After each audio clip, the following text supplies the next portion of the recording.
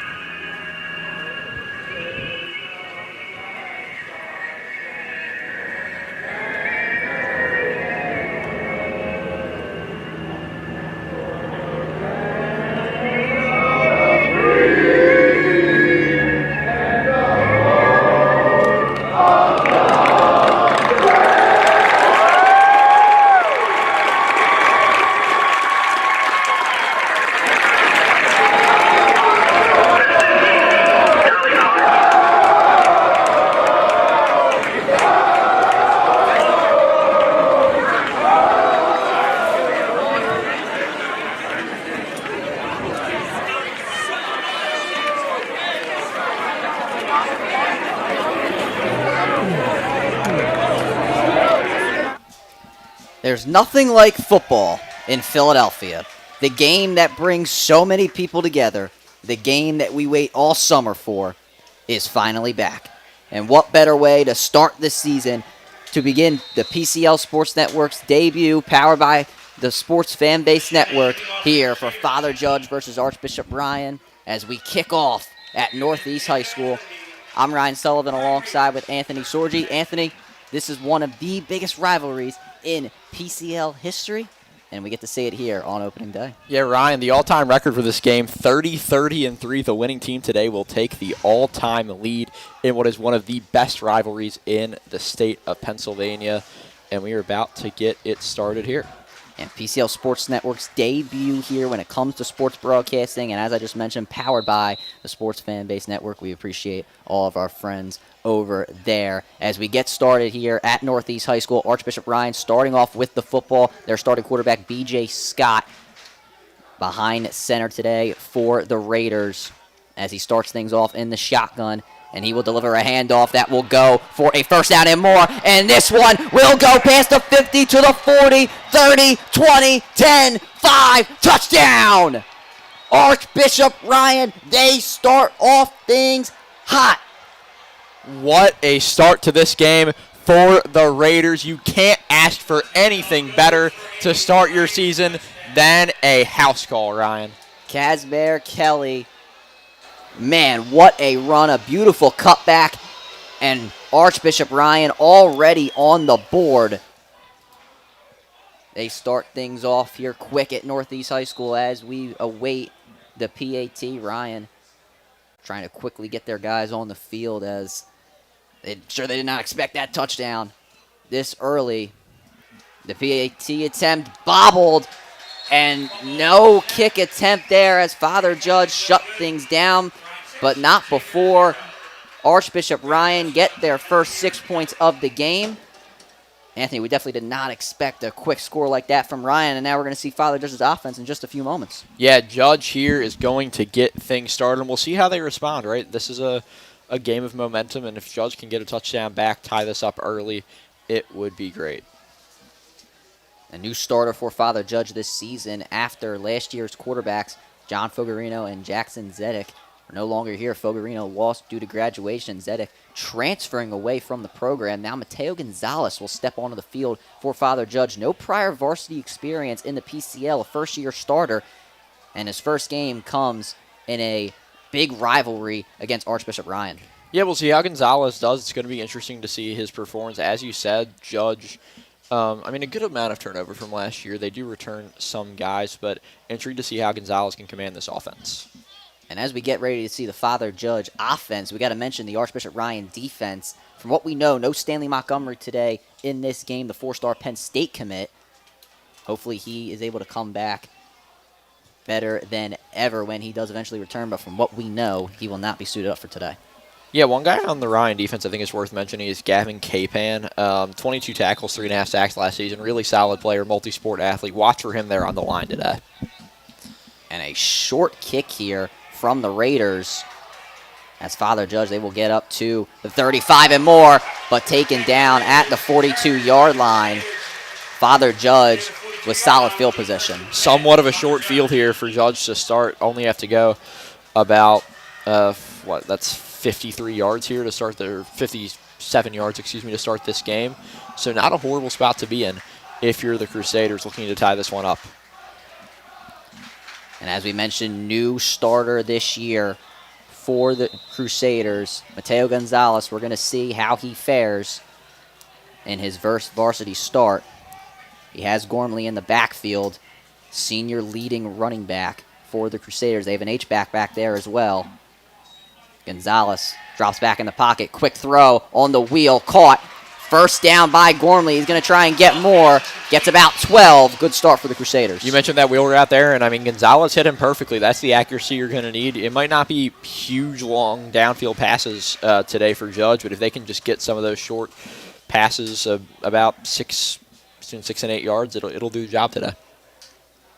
Personnel changes already in the game for Father Judge. You see Chase Jones on the near side. Coach Nace emphasized he is going to be a big part of this offense as Gonzalez. He goes under center, hands off, cut back from Gormley, gets about 3. And you mentioned it, Anthony, just short little gains from Father Judge could help them in today's game. Capan, who I mentioned, he was in there on that tackle, but that was just a swarm of Ryan defenders stopping the run there. You would think to see something from Judge when it comes to running the ball up the gut, as obviously, as I mentioned, no Stanley Montgomery. You would hope for them that they would exploit that, but nonetheless, H-back in the backfield once again. Gormley lining up to Gonzalez's left. On second down, he's in the shotgun, hands off to Gormley, tries to cut back. Breaks one tackle, can't break the swarm of Raiders, though, as he gets about 2. It'll be 3rd down and 4. And let's talk about Gormley, Ryan. He plays 2 ways, but he is quick. A 4.6 in his 40-yard dash and a 34-inch vertical. This guy is going to be, he's going to be a threat to opponents this season. First 3rd down situation of the game for Father Judge. First 3rd down situation of the game in general, as we just saw the Archbishop Ryan explosive touchdown. No one lined up next to Gonzalez, but an H-back back there. We'll see if Gonzalez can maybe take it himself. Extra man on the rush. Gonzalez gets out of the pocket, can't find anyone. He's going to go deep and just over the head of Chase Jones. That'll bring up 4th down. Really, really close, but really, really close does not cut it in these types of games, Ryan. Definitely, this rivalry just want to be great in every single aspect, as Father Judge will keep their offense on the field. It looks like they'll go for it on 4th down. Gonzalez just had Jones, but as we mentioned, Anthony, a first start for Gonzalez here, maybe feeling a little nervous. Yeah, we'll see what happens here, but I mean, big 4th down. It's going to be an interesting down. Obviously, this is key. You don't want to turn the ball over early. Judge, a little bit risky going for this, but I see why, considering the field position. 4 receivers wide. Gonzalez, he's going to take it himself, but he will be swarmed in the backfield. Turnover on downs. Archbishop Ryan take over. That's a mistake. I don't think that's the play call you wanted there if you're Father Judge. A QB keeper is not going to do the job against this Ryan defense that we know is so solid.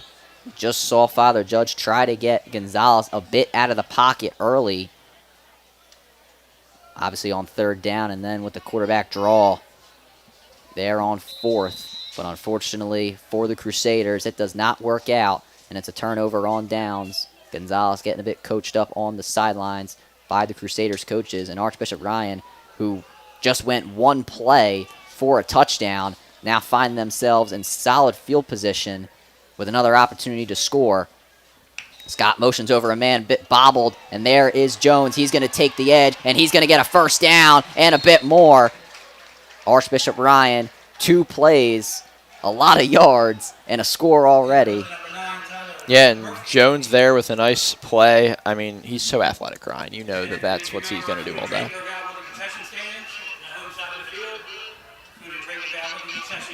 And Scott coming back from the sideline. You know, the Archbishop Ryan coaching staff taking their time here early, not really any hurry up. I actually apologize there. Gavin Capan was the last ball carrier. Yeah.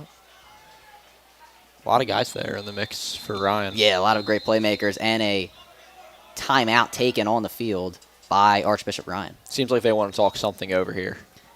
Yeah, it did seem like Scott came out of that huddle a little bit weary of the play call. We should mention good atmosphere on the Judge side. Student section about 5 rows deep. Ryan a little bit less, but, I mean, Ryan, a lot of athletic events today, not expecting a ton of kids to show considering the fact that they have so many teams in action around the valley. And you love to see it. You love to see all sports get that recognition. But obviously, Father Judge, as you mentioned, Anthony, a deep student section. Yeah. Hopefully they can use that to their advantage. But Archbishop Ryan moving the ball quickly early as they have just gotten a first down off the last Gavin Capan jet sweep. And both teams will march back out there to continue this drive. 8:56 remaining in the first quarter. Scott once again lining up in the shotgun with Kelly to his left. Same formation before the timeout. Trip set on the left of Scott. As he drops back, he's under pressure. He evades it. Continues to evade it, but he will be brought down. Father Judge, their first sack of the game. That's what you wanted to see if you are the Crusaders. Huge sack there from Judge. What a play. I mean, just spectacular there. Looking at this replay, they just eat him up on the run. He wasn't getting anywhere. Ryan Ekema there on the sack for the Crusaders. As once again, Scott will march out very slowly. Archbishop Ryan taking their time as it is 2nd and 14 now. Another trip set, same formation as the last play. Scott moving Dempsey a bit more out wide. As he will hand off to Kelly, but he will be brought down. Father Judge making plays in the backfield. It's now 3rd and long. Ekema again on the tackle for a loss. What a play there by Ekema. Plays 2 ways, plays guard and D tackle, and he just wrapped him up once again. Father Judge bringing the pressure to the Raiders, and it has worked for the last couple of plays. 3rd and 17 now. Not what you wanted if you are Ryan, especially after the success on that first drive. We'll see if they can fight the adversity here on 3rd and long. Pressure being shown by Judge, and they'll send an extra man on the rush. Scott, he has to evade pressure. He's going to go deep. Has Dempsey down the field. It's just a bit over his head. Scott did a great job avoiding the rush there, but under pressure just couldn't make the right throw in the right spot. Not a horrible, I mean, considering all things considered, not horrible, but, I mean, just tough play to try to make there. Father Judge sending a lot of pressure at Scott early, and now they'll get the ball back. Sloan Rivera back deep for the Crusaders. First punt of the day coming for either team. Archbishop Ryan, they got a first down. We're not able to do any more with it.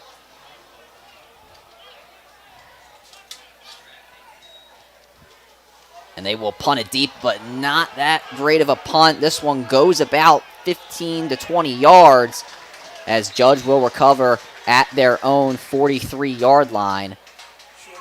The Judge coach is not happy there. They didn't want their players to touch it, and when a guy fell on the ball, they were not too pleased. Official timeout on the field. I believe there is an injury down. Yes, there is for Archbishop Ryan. But as we mentioned, Sorgi, Archbishop Ryan starting out really solid. Obviously, that drive there, not what you wanted, but it seemed like Father Judge changing up the game plan just a little bit, sending some pressure in the backfield, and it's working. Yeah, I mean, it is, Ryan. You said it perfectly there. Judge is doing a good job pressuring. And, I mean, this is going to be a competitive game early. We know that. There were some thoughts of, okay, is Ryan going to run away with this at some point? And it could happen, but Judge is holding their own here early in this one. That's what you want to see if you are Father Judge. Obviously, a 28-7 loss last year in Archbishop Ryan in this exact same scenario. Yeah. First game of the season, and obviously you're down 6-0, but with that defensive stop, you know what's working right now. No reason why Father Judge can't take the ball down the field. They did it a bit earlier. They were able to get about 20 yards before they were not able to convert on 4th down. No reason why they can't go down the field and score and try to take the lead. Man being helped off the field for Archbishop Ryan. Not able to get off on his own power, unfortunately. And that's unfortunate to see for Ryan. Hope you got to hope the injury isn't too bad, but that's never what you want to see considering the fact that it is so early in the season, Ryan. I believe that is Joey Geist, if I can see the number correctly. But Father Judge now, they will take over on their own 42-yard line. Teo Gonzalez and company walking back out on the field. Father Judge, they go empty. Trip set to Gonzalez's right. Father Judge with this similar scenario where they had Gonzalez on a quarterback draw. Gormley, he's going to be intended for on the jet sweep, but Gonzalez takes it himself on the option, just gets about a yard. There was a lot going on there, and I think it was maybe too much because it seemed like that handoff, Ryan, was not the cleanest. Yeah, not that cleanest handoff. Obviously, Gonzalez, as we mentioned, first-year starter, got to get acclimated in a game sense to everybody and everything. We obviously know the talent on Father Judge. Gormley has been a factor so far for the Crusaders. Gonzalez checking the protection of his offensive line as they go 4 wide. So he'll drop back in the pocket. Capan rushing him. He's able to evade it, and he will eventually be brought down. Gavin Capan just absolutely just takes down. I mean, there's no better word to describe it. I mean, he just clobbered him up there. Now Gonzalez is going to have to sit a bit down on the bench, because his helmet came off during the play. So yeah, Father Judge going to have to go with a new quarterback here on 3rd down. Definitely not what you wanted. It's brought back down to 3rd and 10. It'll be Cole McNicholas, another senior here, going to have to take the 3rd down. Not where you wanted to be if you are the Crusaders. They go 2 in the backfield. 2 receivers wide. Archbishop Ryan pressing the receivers, and they'll just deliver a handoff that will not go too far. Just about a 5 to 6 yard gain for the Crusaders, and that will be 4th down. We'll see if they intend to go for it. Let's see the plan here. Is Gonzalez going to come back into the game? Yes, he will. That was Cameron Watts who just took the carry. And Gonzalez, he is eligible to come back into the game.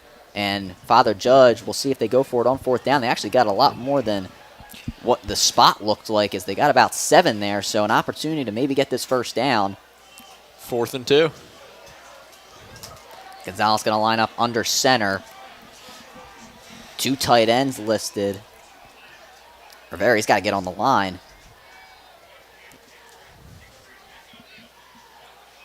Maybe a hard count from Gonzalez. Not snapping it there. Waiting for another call, and he'll run up to the coaching staff, and it looks like Father Judge will call. They will not call timeout, actually. It is going to be a delay of game called on the Crusaders. If they would have actually gone for that, I was going to say they're being aggressive, but it seems like maybe they're just trying to draw them off sides there. So Father Judge, they will punt it away for the first time today. Very unfortunate, though, for the Crusaders. Obviously, Gonzalez, with his helmet coming off, having to come out. You didn't really get much of a chance there to run what you have wanted there on 3rd and long. Yeah, so here for Judge, I mean, punting it, no points going to be on the board on this drive. But for Ryan, on the other end, they have an opportunity to take a 2-touchdown lead on this drive, and that would be huge for them early. And maybe they do get to that situation, Ryan, as we talked about, where they could run away with this one. Jake Midget back there to punt for Father Judge. 2 men deep for Archbishop Ryan. And Midget will deliver a solid punt down the field. Fair catch called. at about the 21-yard line of Archbishop Ryan. Kelly, who has the touchdown already, receiving it at the 21-yard line of Archbishop Ryan, and they will trot themselves back out onto the field. And we'll see how their coaching staff adjusts to the adjustments of Father Judge. As Judge, they sent a lot of pressure last drive against the Archbishop Ryan line and backfield. We'll see how the Raiders are able to counter that. Joey Geis, as we mentioned, he did trot off the field with an injury, so he's obviously not out there. But now Archbishop Ryan here on first down. It'll be a handoff to Kelly. He's going to try and get around the edge, but he is brought down in the backfield. Father Judge's defensive line, a big factor here early. They're keeping him in the game, Ryan, to put it simply here. This line is keeping this team in the game. Again, a game that not a lot of people thought they would be in. So to see Judge competing at this high level early on the defensive line is a promising sign that could carry over into games beyond today. Just over 4 minutes remaining in this first quarter. Kelly had the house call earlier, but has been pretty much of a non-factor since, as Father Judge's defensive line has been suffocating. Nobody in the backfield right now for Archbishop Ryan. They might need to call timeout as they cannot get their play in order. Kelly does move back into the backfield. Extra men on the rush. Quick throw to Dempsey, just too far out in front of him. Third down and long. Not where Ryan wants to be, but we should mention that B.J. Scott, again, two-sport athlete, plays basketball as well, but this guy has an offer from Delaware State. He's a good quarterback, but even the best quarterback, sometimes it takes them a little bit, to get into the flow of the game in Game 1, Ryan. You know that as well as anyone, and it seems like that's what we're seeing here. B.J. Scott spending his first 2 years at Abraham Lincoln High School. Transferred last year, missed a couple of games due to injury, came back and played great down the stretch, and he looks to continue his success here in his senior season. Third and long. Father Judge continuing to send the pressure. A dump off to Kelly, going to get around the edge, but there are too many Crusaders to get the first down. It'll be fourth down and about 3. Archbishop Ryan going to be forced to punt it away. And, great tackle there by number 44, Amari Simpson. The sophomore coming up with a big play, but there are a number of guys there for Judge that swarmed the Ryan offense. Ryan going to be their second punt of the day. First one did not go too far. It was just about 20 yards, and you see Sloan Rivera backing up just a bit here. He's not too far deep at about their own 40-yard line. Just under 3 minutes remaining now in this first quarter as Archbishop Ryan will punt it away for the second time. This one is a bit of a better punt. Rivera in front of him, and it touches him, but Father Judge will be able to scoop it up. Capan very upset he was not able to recover it. So Father Judge will take over at midfield with a bit of a scare. Richard Zio there, it seemed like that was him saving the play. And let's see the mistake. As you can see on your screen, he just drops it, but the teammate comes there to cover it up. That was actually, that was Ryan Hunt, number 33 there on the recovery. Could have been disastrous there for the Crusaders. Yeah, that's the point being. A great job on that fumble recovery. Muffed punt, whatever you want to call it. That could have been disastrous. So now Father Judge, they'll take over at midfield. They've had good field position so far. They just have not been able to move the ball as they try to figure out their personnel. Both teams having a bit of personnel problems. This is expected for the first game of the season. Gonzalez going to line up under center. Watts coming into the game for the Crusaders. As it'll be a toss to Gormley. He'll try to take the outside. Cuts back inside. Still picking up yardage, and he is going to continue to go to the 20, cuts back 10, 5, gets brought down.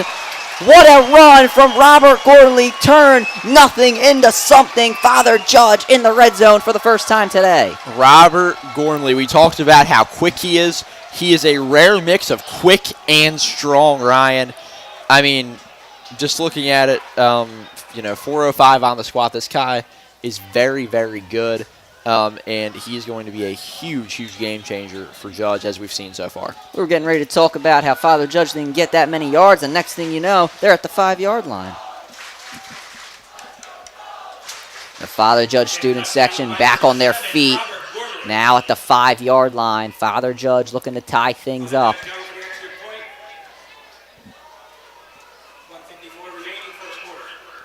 Power I formation for Father Judge, and the ball is fumbled, but a penalty flag down beforehand, and a false start called on Father Judge. So now that'll back them up to the 10. You do not want penalties early in this red zone possession. 3 words for you, Ryan. Early season mistakes. Yeah. It's part of football. Even the best teams deal with them, so not a shock there. Clock continuing to run, 1:45 remaining in this first quarter as Father Judge will have to adjust. Back on the 10-yard line. 2 receivers out wide. Gonzalez, he will go under center. And off to Gormley again. But this time he will only get about 3 yards. 2nd and goal from the 7. Yeah, Gormley, though, he did power through. He dealt with a lot of guys on him, Ryan, and he just powered through for those few yards. And again, he's just using that strength that he's had. And this is the work that happens in the offseason. Coach Nace talked a lot about the strength being something that they've worked on, and that's something that they can do in the offseason to compete, even in the red division, against top-level teams like LaSalle, like St. Joe's Prep, like Roman. If they want a chance against those top teams, they have to be strong. We're seeing that strength that's been built over the offseason here today. Gonzalez lining up in the shotgun. Gormley to his left. And a penalty flag down. Gonzalez throws, almost intercepted, just over the head of Williams of Archbishop Ryan. Penalty flag is down, though. We'll see who this is on. It'll be a false start called on Father Judge. Surprisingly, they didn't blow the play dead there. Yeah, I am too. Interesting there. Judge should be kind of glad that it was false start, or else that could have been an interception. No doubt about it. But once again, Father Judge, though, will have to continue to back up as Archbishop Ryan coaching staff coming out to talk to the officials. Both coaching staffs wearing the signature red polos today.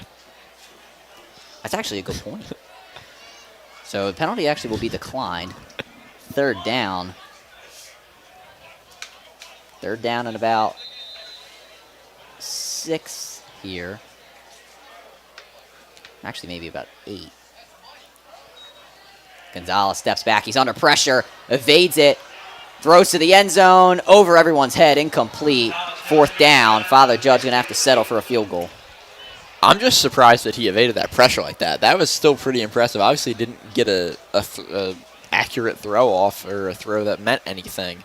But just to be able to avoid that pressure for the sack and still put them in a decent spot for the field goal, they'll take. And they're not going to kick that field goal. No, they will. Oh, it they looks are? like they will kick the field goal Okay. here with 27 seconds remaining in this first quarter, looking to cut this lead in half. For a second, it looked like they weren't. Yeah, their personnel kind of ran on like they were going to be going for it, but the kick is up, and the kick is good. Father Judge cut this lead in half. It is now 6-3, Archbishop Ryan, 22 seconds remaining in this first quarter. Anthony, we saw Archbishop Ryan take the ball for a touchdown. Kelly, I mean, it was a house call early. But all of a sudden, Father Judge, ever since then, it seems like they're starting to slowly but surely get their way back into this one. Man, there's so much juice in this game. You know it as well as anyone, right? These big rivalry games, the first game of the season, there's juice. And talking to people, around the PCL, again, not a ton of people expecting Judge to compete, but they're doing just that. And they're playing really good football, especially defensively here early. Father Judge, they will kick the ball away to Archbishop Ryan. After this first quarter, we'll bring it down to our sideline reporter, Viv Prince. She has some storylines and thoughts on what's going on the Father Judge sideline as she has been down there for this game. As Father Judge, they will kick this one away to Archbishop Ryan, and this one will go deep into the end zone, a touchback. Very beautiful kickoff from the Crusaders, as Archbishop Ryan will take over once again. Yeah, so Ryan here, obviously it's not like they're going to halftime, so they have some time to do some stuff here. Going to be switching sides of the field, but just want to get a good start to this drive going into the break and have some good stuff to talk about once they get a moment to breathe. B.J. Scott and company back out. Father Judge's defensive line has been pretty much the entire storyline so far, as they were the first ones to give up that run to Kelly, but have since been dominant. As Scott, he'll line up in the shotgun once again. We have not seen him really go under center. Judge going to rush 4 this time. Kelly going to try and take the edge, cuts back inside, but he will be taken down behind the line of scrimmage, and he will continue to be brought down. You can see the rivalry and the blood boiling between both teams. About a 4-yard loss. That will do it for the first quarter. Archbishop Ryan with a 6-3 lead over Father Judge. The line just collapsed there, Ryan. Not much that Ryan could do there. I mean, you get 5 defenders running at one guy. That's exactly how that's going to go. End of the first quarter here at Northeast High School. Archbishop Ryan, 6-3 lead over Father Judge on the PCL Sports Network, powered by the Sports Fan Base Network. And we will go to a short break here on the PCL Sports Network. We will be right back. Adams Siding and Windows is your one-stop shop for the best products on the market and great quality service. So if you want to cut out the middleman, call us at 267-206-4404. Hi, I'm Tommy Green, former pitcher for the Philadelphia Phillies. When I was in high school, it was very important to me to show scouts what I could do. My friends at Payroll Service Solutions are huge supporters of high school sports and the Sports Fan Base Network. If you're a small to medium-sized business in need of a payroll company, contact Payroll Service Solutions. Not only will they take care of you, they will continue to support the community. For more information, contact Payroll Service Solutions at 215-624-0922 or 866-PAY-EASY. Hi, I'm Marty Bystrom, former pitcher for the Philadelphia Phillies. In my experience in Major League Baseball, I know how important it is for high school athletes to gain exposure. My friends at Payroll Service Solutions are huge supporters of high school sports and the Sports Fan Base Network. If you are a small to medium-sized business in need of a payroll company, contact Payroll Service Solutions. Not only will they take care of you, they will continue to support the community. For more information, contact Payroll Service Solutions at 215-624-0922 or 866-PAY-EASY. After Judge let up a touchdown 15 seconds in, their defense started coming out stronger. They looked more alive. Their offense is still somewhat struggling to get the touchdown, but they're going through and looking for those touchdowns. The ultimate question is, will Judge be good enough and do they have the talent to win this year? Ryan is still coming off of a pretty strong season from last year, going 9-3. So they have the talent.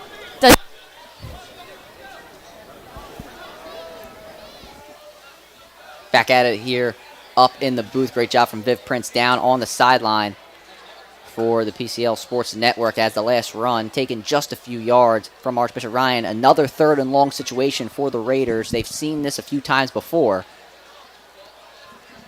Scott trotting out there to deliver the play. And as we've mentioned, Anthony, Archbishop Ryan, they are taking their time. You'd think they'd be all fast and moving around because it's such a big rivalry game, but you got to applaud the composure that they've had so far. Yeah, they have. They've been calm, cool, and composed. And in these rivalry games, we've seen it, Ryan.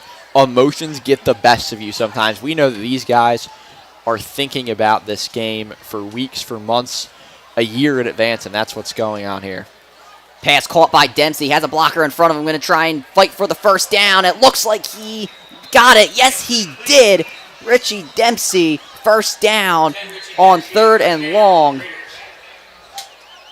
You can see it on your screen here. I mean, great throw from Scott. Gets it to the man, makes a couple men miss, and then finally taken down there. Holding on the offense, so it will be brought back. Father Judge.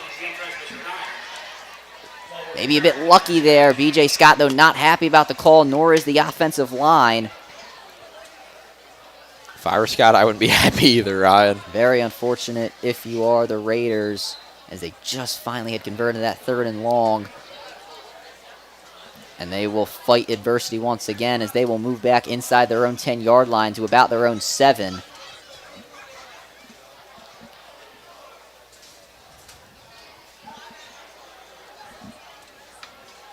Driven deep back into their territory here. Very deep back into their territory. And VJ Scott, we'll see if he can maybe make some magic work again. Nate Thompson now in there as the running back for Archbishop Ryan. Capan is out wide. Scott drops back in his own end zone. He's going to go deep. Has an open man. It is caught. And a first down and more for Kelly. He will get up to the 37. Archbishop Ryan 2 times converting on 3rd and long. That one obviously a little bit more impactful than the last. No penalty flag down. First down, Raiders. This is the last time Kelly is going to play his biggest rival, and you know that these seniors on either side of the field, Ryan, they really want this more than anyone, and you're seeing them making those big plays like we saw just there. I mean, beautiful play there by Ryan. Beautiful play indeed. Archbishop Ryan trying to get the momentum back into their favor. First down now from about actually the 46-yard line. Actually, I apologize, the 41.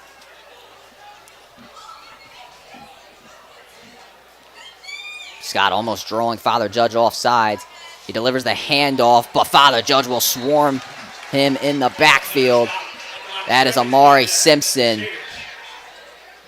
The run game not been too impactful for Archbishop Ryan ever since the touchdown. Father Judge adjusting in that category. If there's one weakness we've seen from Ryan, it's the offensive line, Ryan. I think that's what we would say here, because Judge is just consistently making life hard for this Raiders run game.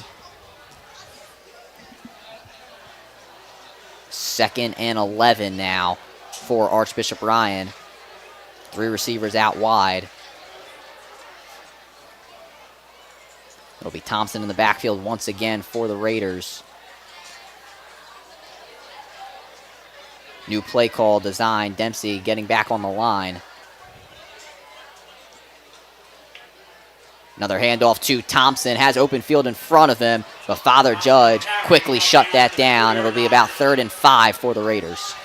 And Ryan, I mean, you'll take that run. That's not too bad. Thompson with a nice carry there, getting them all just closer into Judge territory, which is where you want to be, and closer to that first down, which sits in front of them at the 46. Kelly, the premier back for the Raiders, taking a bit of a breather with Thompson in the game.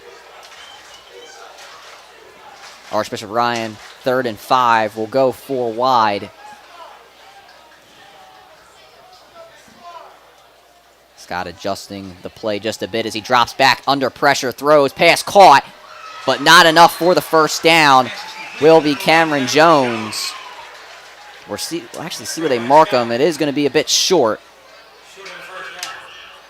4th down. Actually, never mind.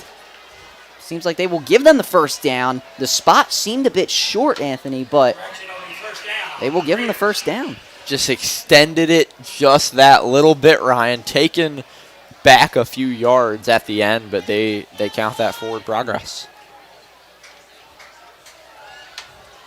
Thompson remaining in the game for the Raiders. They'll go trips right. Moving it to the 45-yard line. Scott on a screen to Dempsey. Doesn't have many blockers in front of him. Trips back and brought down. He's still on his feet. Now officially brought down at the line. We'll see if they give him forward progress. They give him a bit, about 2 or 3 yards. And let's watch this back here. He just kind of slips. Yeah. Not what you want to see there if you're Ryan, but you're playing on hot turf, and he just made a mistake there, slipped. Again, stuff that happens early in the season.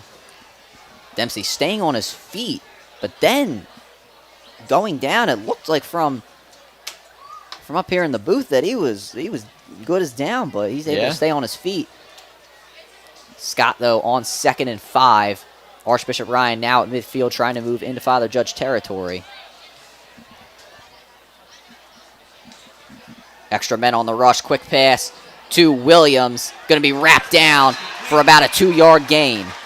Great wrap up there from number, it's going to be number 33, Ryan Hunt on that wrap up there, Ryan. Great job by Hunt. When I talked to Coach Nace a couple of weeks ago, he mentioned Hunt as one of those key newcomers for Father Judge this season, someone that's going to contribute a lot.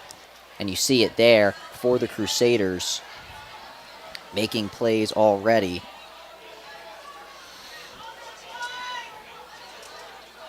And Scott, he'll come out for about a 3rd and 3, 3rd and 4 chance for Archbishop Ryan. They've converted on 3rd down before. Kelly back out there for the Raiders. Right next to Scott. Judge showing extra men on the rush, and they'll send them. Scott thought about the check down. He's just going to have to throw it away. Incomplete. And caught by a Judge coach.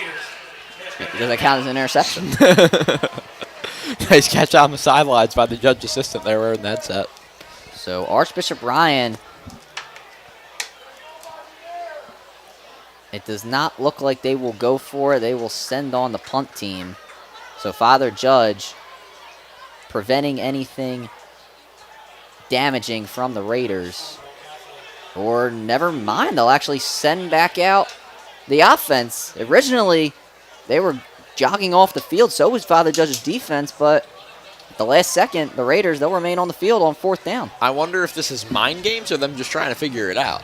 We did see Judge earlier. It looked like that they were going for the hard count, so maybe Ryan going to give them a bit of taste of their own medicine. 5:48 remaining. And a timeout called by Archbishop Ryan. I guess Ryan's just going to talk things over here, figure out their best play. We'll see what they decide, but Anthony, it hasn't been one-sided at all here today. It hasn't. It's been complete, straight down the middle, it seems like. Obviously, the first play for Archbishop Ryan looked like they were going to get out to a big lead, but Father Judge, they've been able to calm things down, get some momentum in their favor, and we'll see if they could possibly get a stop on 4th down if Ryan elects to go for it. Yeah, and I mean, Ryan, I mentioned it, right? These teams were not ranked, I guess, similarly, we'd say, coming into the season. PCLSN's power rankings had Judge at number 12. We had Ryan much, much higher, sitting towards the top of the blue division. They had that number 5 spot, number 1 in the blue division, above O'Hara, who's in the red, above Judge, who's in the red. But Judge proving themselves early in the season. And obviously, you don't want to take away a ton from a Week 1 game. What you can take away from this one is that Judge is going to be competitive, and they're not at league slate. Frank Laurenti, one of the star linebackers for Archbishop Ryan, lining up in the backfield, and they'll do a direct snap to him, and he'll punt it away. This one will take a bounce to the 10-yard line bounce. And down at about the 9. Archbishop Ryan showing that they were going to maybe go for it there on 4th down, but they elect to punt it away instead. You mentioned mind games, Anthony.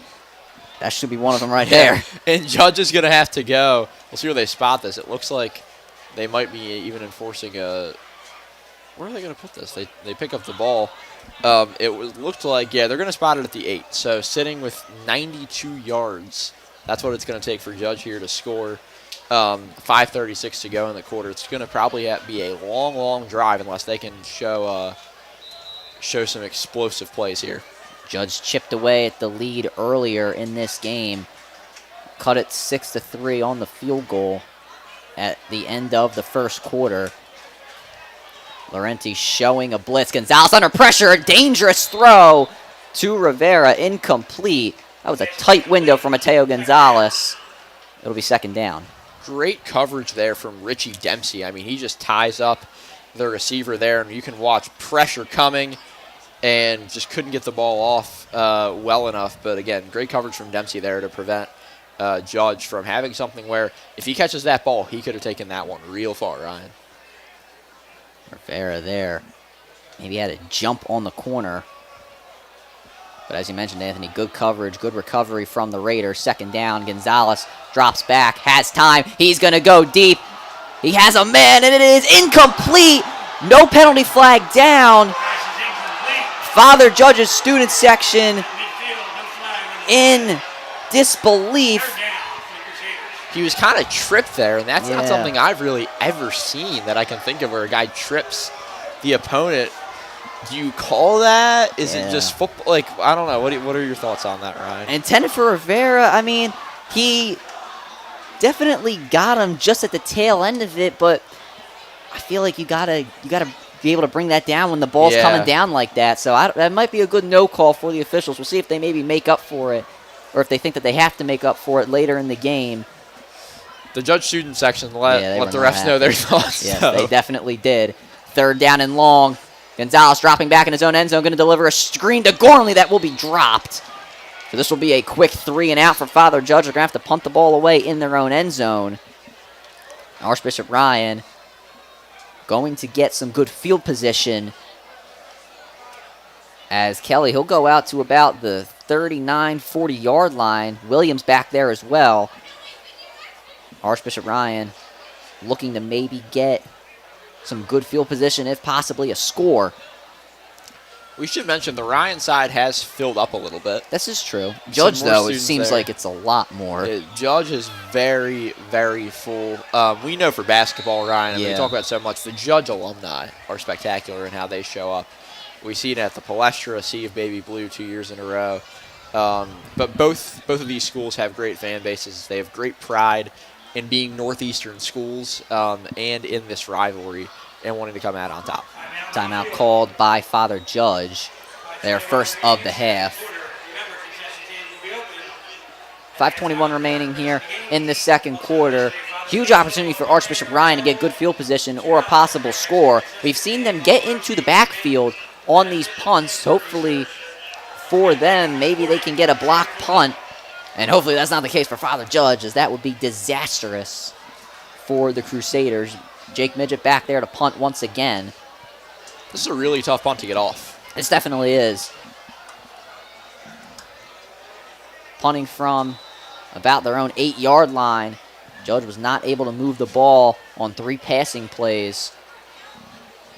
Ryan not sending much pressure as Midget will punt this one away to the 45, and it will take a bounce all the way into Archbishop Ryan territory down at about the Archbishop Ryan 45-yard line. Jake Midget with a very solid punt. Yeah, good punt there from Midget, but it is still only a 45-yard drive it's going to take for the Raiders. They have 5 minutes, 12 seconds, plenty of time here to go. So let's see what Ryan can do. Scott and company looking to get back in the end zone for the second time today.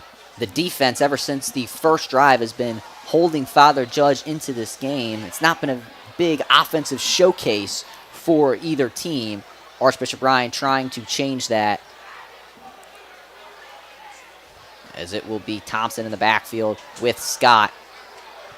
Trip set on the left.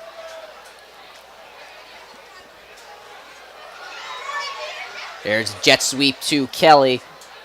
Going to try and cut back inside. Able to gain 3 yards. Second down. Great tackle there. I mean, again, this Judge run defense just suffocating, Ryan. I think that's the best way to put it.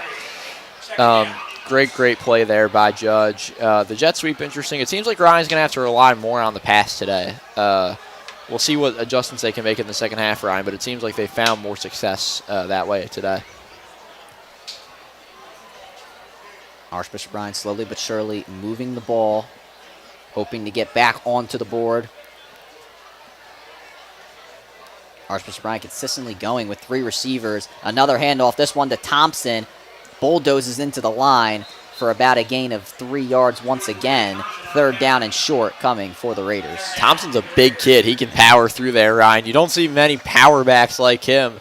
Almost reminds me of like an A.J. Dillon in the NFL. Just a big guy powering through. Scott doesn't really seem to come out all happy with the play call. Maybe doesn't understand. I'm not necessarily sure, but he came out a little unsure of what was going on. As it'll now be 3rd and 4 for the Raiders. Judge showing blitz. And a bit of a high snap. Scott going to have to get out of the pocket. He's being chased, and he's going to try to get it to Dempsey. Tight window, incomplete. Again, this Judge defense, man, they are really, really good. They're showing themselves off. Let's see the replay here on your screen. Scott here, high snap, made it work, but under pressure just has to run. Tries to make something happen, doesn't work. And Archbishop Ryan will once again send on the punt team.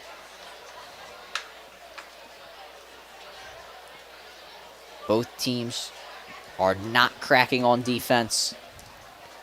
It's been a defensive showcase thus far.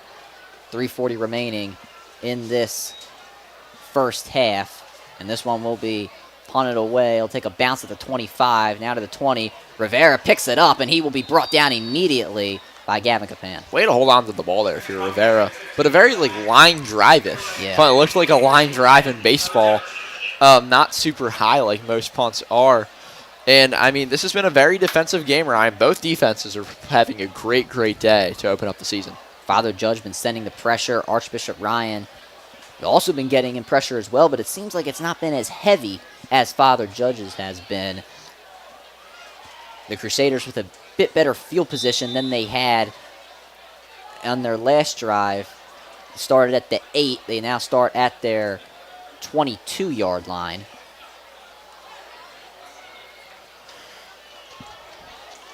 It's important to note Stanley Montgomery not in the game for Archbishop Ryan. He is out today. Undoubtedly their best player. They're hoping to get him back healthy and better than ever. Gonzalez drops back in the pocket. Under pressure, going to have to escape. He's got Capan chasing him down, and he will just have to throw it away. Archbishop Ryan's coaching staff not happy about something on the field. Maybe a possible hold or face mask, but coaching staff came onto the field to argue with the officials. Nonetheless, though, it'll be 2nd and 10. Ryan, we keep saying it, but, neither of these quarterbacks are getting a ton of time to throw today. Their lines are not great. It seems like a common theme from what we've seen of PCL offensive lines struggling early in the year. Actually really did hit that right on the head there, Anthony, as the lines not really holding up for either side here today. 2nd and 10. Once again, Gonzalez lining up in the shotgun. Archbishop Ryan only showing 4 rushers, and they will only send 4. Dump off to Gormley. He'll cut back inside and take a big hit. What a hit there on Gormley. Just clobbered there. That is number 66, Chase Lowe. What a play by him. Lowe, beautiful hit, and he has been one of the premier linemen for Archbishop Ryan. 2nd team All-Catholic last season. Timeout called by Father Judge. And Lowe, a beautiful hit. And last year, after winning the PCL Blue Division Championship, he told Philly Sports Digest, we wanted to send the seniors off having a great season since we all built a bond together. Our team goal was to go back-to-back. Anthony, it looks like this year they want to go back-to-back-to-back. They want that three-peat, Ryan. And today, again, they want to give Ryan the all-time lead in this series, sitting right now at 30-30-3 all-time. Those are bragging rights that they could have for at least a year, if not more. Getting that lead. It's gone back and forth the last few years, but overall, the Blue Division is a very good division. It doesn't get talked about enough, but we've seen teams succeed. I mean, Archbishop Wood beat CV South last night. Archbishop Carroll over Marple Newtown, dominant win there. Some teams in the Blue Division starting out their seasons hot. Others not so much, but we'll see how things play out as we get 1 week closer, 1 week closer, 1 week closer into Blue Division play. Gonzalez under center here on 3rd down. Gormley in the backfield. 3rd and about 4. He'll hand off to Gormley. He'll break a tackle.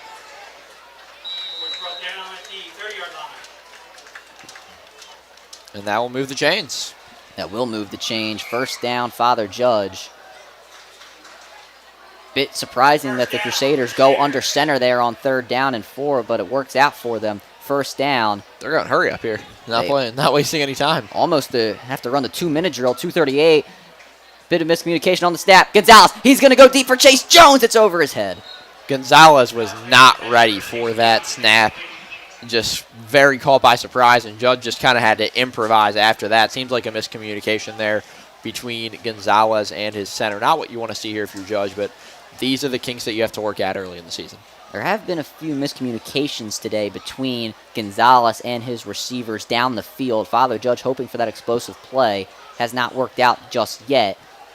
2:30 now remaining. Father Judge going to have to run the 2-minute drill. 2nd and 10 from their own 30-yard line.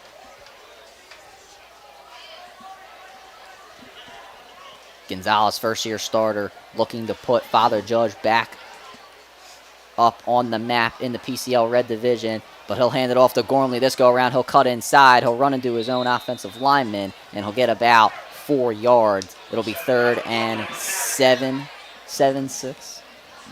Yeah, we'll see what it's spotted as, but not, looks like 3rd and 8. They spot him Might be right. not generously there. So Judge with some work to do, 3rd and very long, looking to get this first down. Under 2 minutes now remaining in this first half. Father Judge, 1 timeout. Archbishop Ryan also 1 timeout as well. Going to have to use those wisely if you are both teams. H-back end. Handoff to Gormley, and he will be stuffed at the line of scrimmage. We'll see if Archbishop Ryan decide to use their final timeout. Looks like they will. And let's watch this replay here. Again, just clobbered up. The line is not withstanding for Father Judge today, Ryan. No doubt about it. As Archbishop Ryan, they use their final timeout of the half. They'll have 1:38 to drive themselves down the field and try to get a possible score. And we'll see what happens, but 1:38 to go. Archbishop Ryan, the favorite coming into this game, coming into the season as the number 89 team in Pennsylvania. I think they're higher than that. According to Max Preps. Definitely make an argument there, Anthony. As Father Judge, they come in as the 111th team in Pennsylvania, according to Max Preps. So they clearly see a discrepancy, but so far it's been even for the most part. Midget back there to punt it away. And he'll deliver this one farther than what Archbishop Ryan was expecting, and this will take a bounce all the way to the 3-yard line as Kelly will pick it up, and he'll try to make something out of this, and he will be brought down just behind the 15-yard line. While Jake Midget's punts have been one of the biggest bright spots today of Father Judge. If you're Kelly, why are you not just letting that bounce into the end zone? Maybe he thought... It looks like it was going to bounce. Yeah, I suppose he thought it might have died at the 1-yard line or inside the 5, and he wanted to get some yardage back. But Archbishop Ryan expecting to maybe get the ball at their own 40, a bit, maybe even better than that, but now they're all of a sudden backed up behind their own 15. And now 1:24 remaining with no timeouts. The Raiders have not been able to move the ball ever since their first touchdown. Father Judge going to send some extra men on the rush. Here's a screen pass. It will be delivered to Kelly. He's going to try and take the outside. He'll be brought down. Penalty flag down at the end of the play. Kelly indicating that it is on Father Judge. We'll see the call. Let's see what happened here. The refs are going to have a little bit of a meeting, and we see this replay. And Scott there, nice fake handoff. Holding called on Archbishop Ryan. Yeah, you see that. Right there on that near side you saw a moment ago on your screen. The officials saying it twice that there was holding. So first down, Archbishop Ryan, they've had some opportunities to get first downs and get yardage. Penalties have been holding them back. Yeah, backed up to the 11 here. It's going to take 89 yards in just over a minute to get them into the end zone. Clock continuing to run. Just over a minute remaining here in this first half. Father Judge showing blitz. And they'll send it. Hand off to Thompson. He won't get much. He'll gain all the yards back from the penalty. It'll be second down.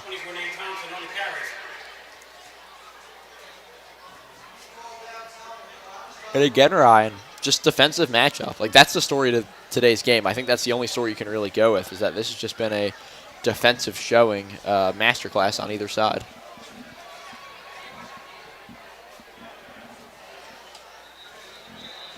And the clock not working here. It's not been able to go down on the scoreboard, so a stoppage in play.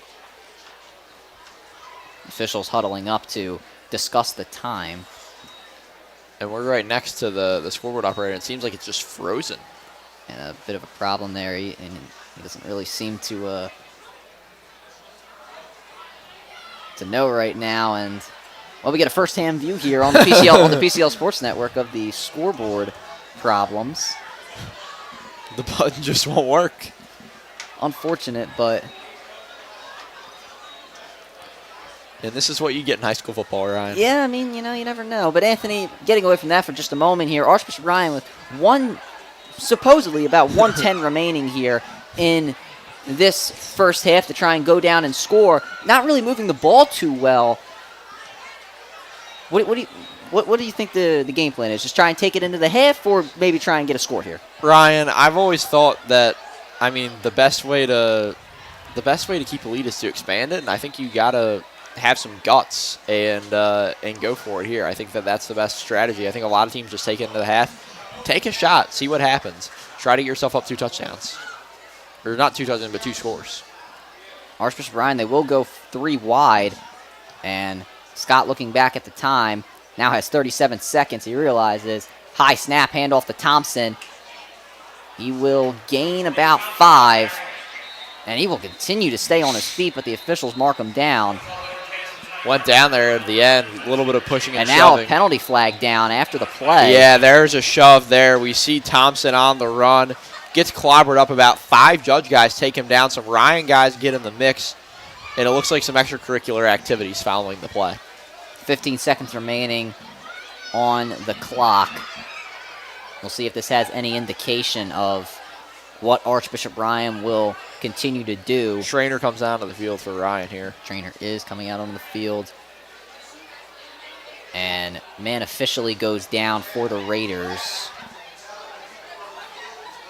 And coaching staff yelling at the Raiders to get off the field. 15 seconds remaining. Injury down here on the field. As we will go to the half in just a few moments. I'm Ryan Sullivan, joined by Anthony Sorgi for today's broadcast. We have Viv Prince down on the field, the PCL Sports Network's debut broadcasting with SFBN. The officials calling the penalty now. It'll be unnecessary roughness on the defense. So Archbishop Ryan, they will move to the 36-yard line of their own. With 15 seconds remaining here left in the half. And Ryan, we should say thank you to our friends at SFBN for this, and also make sure you drop a subscribe below. Make sure you subscribe to the channel. PCL games all year coming your way. The next confirmed broadcast we have Carroll versus Wissahickon. That's going to be on the 10th of September, and on September 11th, Bonner versus Springside Chestnut Hill. The next 2. Maybe we'll see one before then, but we'll see, as you say, how the cookie crumbles, Ryan. That is true. You know what I'm very excited for? The next game I'm broadcasting, Bonner versus Haverford. Yes. That's going to be a very good game. The Haverford school, there is 2 Haverfords. I should probably point that out, but that's going to be a very good one. I'm very excited for that. There's a couple other games that, are in the works. You just mentioned those. Yeah. I think this is very exciting. Yeah. PCL football has a desire in Pennsylvania. Yeah, there is. I mean, it's one of the best leagues in the country. We know this, Ryan. I think everyone knows it. And that's going to be really exciting to see how this year plays out. Outside of the PCL, Pittsburgh Central Catholic beat Bergen last night 45-30. They look like they might be the number 1 team in the state, but St. Joe's Prep, LaSalle, and Roman Catholic are all going to have something to say about that at the 6A level. And at the 4A level, you have your Bonners, you have your O'Haras, you have your Ryans, right? There are a lot of teams here that can compete. And we'll see what's happening here. And that will do it. They're just going to take it to the half. They will take it to the half. The running clock after the injury. And as Anthony just mentioned, that will take us to the half. Archbishop Ryan up 6-3 over Father Judge as we take it to halftime at Northeast High School. We'll take it for a halftime break here on the PCL Sports Network powered by SFBN. I'm Ryan Sullivan, joined by Anthony Sorgi. We will see you for the second half. Hi, I'm Tommy Green, former pitcher for the Philadelphia Phillies. When I was in high school, it was very important to me to show scouts what I could do. My friends at Payroll Service Solutions are huge supporters of high school sports and the Sports Fan Base Network. If you're a small to medium-sized business in need of a payroll company, contact Payroll Service Solutions. Not only will they take care of you, they will continue to support the community. For more information, contact Payroll Service Solutions at 215-624-0922 or 866-PAY-EASY. Adams Siding and Windows is your one-stop shop for the best products on the market and great quality service. So if you want to cut out the middleman, call us at 267-206-4404. Hi, I'm Marty Bystrom, former pitcher for the Philadelphia Phillies. In my experience in Major League Baseball, I know how important it is for high school athletes to gain exposure. My friends at Payroll Service Solutions are huge supporters of high school sports and the Sports Fan Base Network. If you are a small to medium-sized business in need of a payroll company, contact Payroll Service Solutions. Not only will they take care of you, they will continue to support the community. For more information, contact Payroll Service Solutions at 215-624-0922 or 866-PAY-EASY. Hi, I'm Tommy Green, former pitcher for the Philadelphia Phillies. When I was in high school, it was very important to me to show scouts what I could do. My friends at Payroll Service Solutions are huge supporters of high school sports and the Sports Fan Base Network. If you're a small to medium-sized business in need of a payroll company, contact Payroll Service Solutions. Not only will they take care of you, they will continue to support the community. For more information, contact Payroll Service Solutions at 215-624-0922 or 866-PAY-EASY. Adams Siding and Windows is your one-stop shop for the best. Hi, I'm Marty Bystrom, former pitcher for the Philadelphia Phillies. In my experience in Major League Baseball, I know how important it is for high school athletes to gain exposure. My friends at Payroll Service Solutions are huge supporters of high school sports and the Sports Fan Base Network. If you are a small to medium-sized business in need of a payroll company, contact Payroll Service Solutions. Not only will they take care of you, they will continue to support the community. For more information, contact Payroll Service Solutions at 215-624-0922 or 866-PAY-EASY. Hi, I'm Tommy Green, former pitcher for the Philadelphia Phillies. When I was in high school, it was very important to me to show scouts what I could do. My friends at Payroll Service Solutions are huge supporters of high school sports and the Sports Fan Base Network. If you're a small to medium-sized business in need of a payroll company, contact Payroll Service Solutions. Not only will they take care of you, they will continue to support the community. For more information, contact Payroll Service Solutions at 215-624-0922 or 866-PAY-EASY. Adams Siding and Windows is your one-stop shop for the best. Hi, I'm Marty Bystrom, former pitcher for the Philadelphia Phillies. In my experience in Major League Baseball, I know how important it is for high school athletes to gain exposure. My friends at Payroll Service Solutions are huge supporters of high school sports and the Sports Fan Base Network. If you are a small to medium-sized business in need of a payroll company, contact Payroll Service Solutions. Not only will they take care of you, they will continue to support the community. For more information, contact Payroll Service Solutions at 215-624-0922 or 866-PAY-EASY. Hi, I'm Tommy Green, former pitcher for the Philadelphia Phillies. When I was in high school, it was very important to me to show scouts what I could do. My friends at Payroll Service Solutions are huge supporters of high school sports and the Sports Fan Base Network. If you're a small to medium-sized business in need of a payroll company, contact Payroll Service Solutions. Not only will they take care of you, they will continue to support the community. For more information, contact Payroll Service Solutions at 215-624-0922 or 866-PAY-EASY. Adams Siding and Windows is your one-stop shop for the best. Hi, I'm Marty Bystrom, former pitcher for the Philadelphia Phillies. In my experience in Major League Baseball, I know how important it is for high school athletes to gain exposure. My friends at Payroll Service Solutions are huge supporters of high school sports and the sports fan-based network. If you are a small to medium-sized business in need of a payroll company, contact Payroll Service Solutions. Not only will they take care of you, they will continue to support the community. For more information, contact Payroll Service Solutions at 215-624-0922 or 866-PAY-EASY. Hi, I'm Tommy Green, former pitcher for the Philadelphia Phillies. When I was in high school, it was very important to me to show scouts what I could do. My friends at Payroll Service Solutions are huge supporters of high school sports and the sports fan-based network. If you're a small to medium-sized business in need of a payroll company, contact Payroll Service Solutions. Not only will they take care of you, they will continue to support the community. For more information, contact Payroll Service Solutions at 215-624-0922 or 866-PAY-EASY.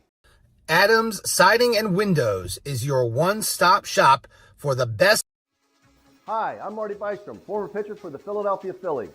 In my experience in Major League Baseball, I know how important it is for high school athletes to gain exposure.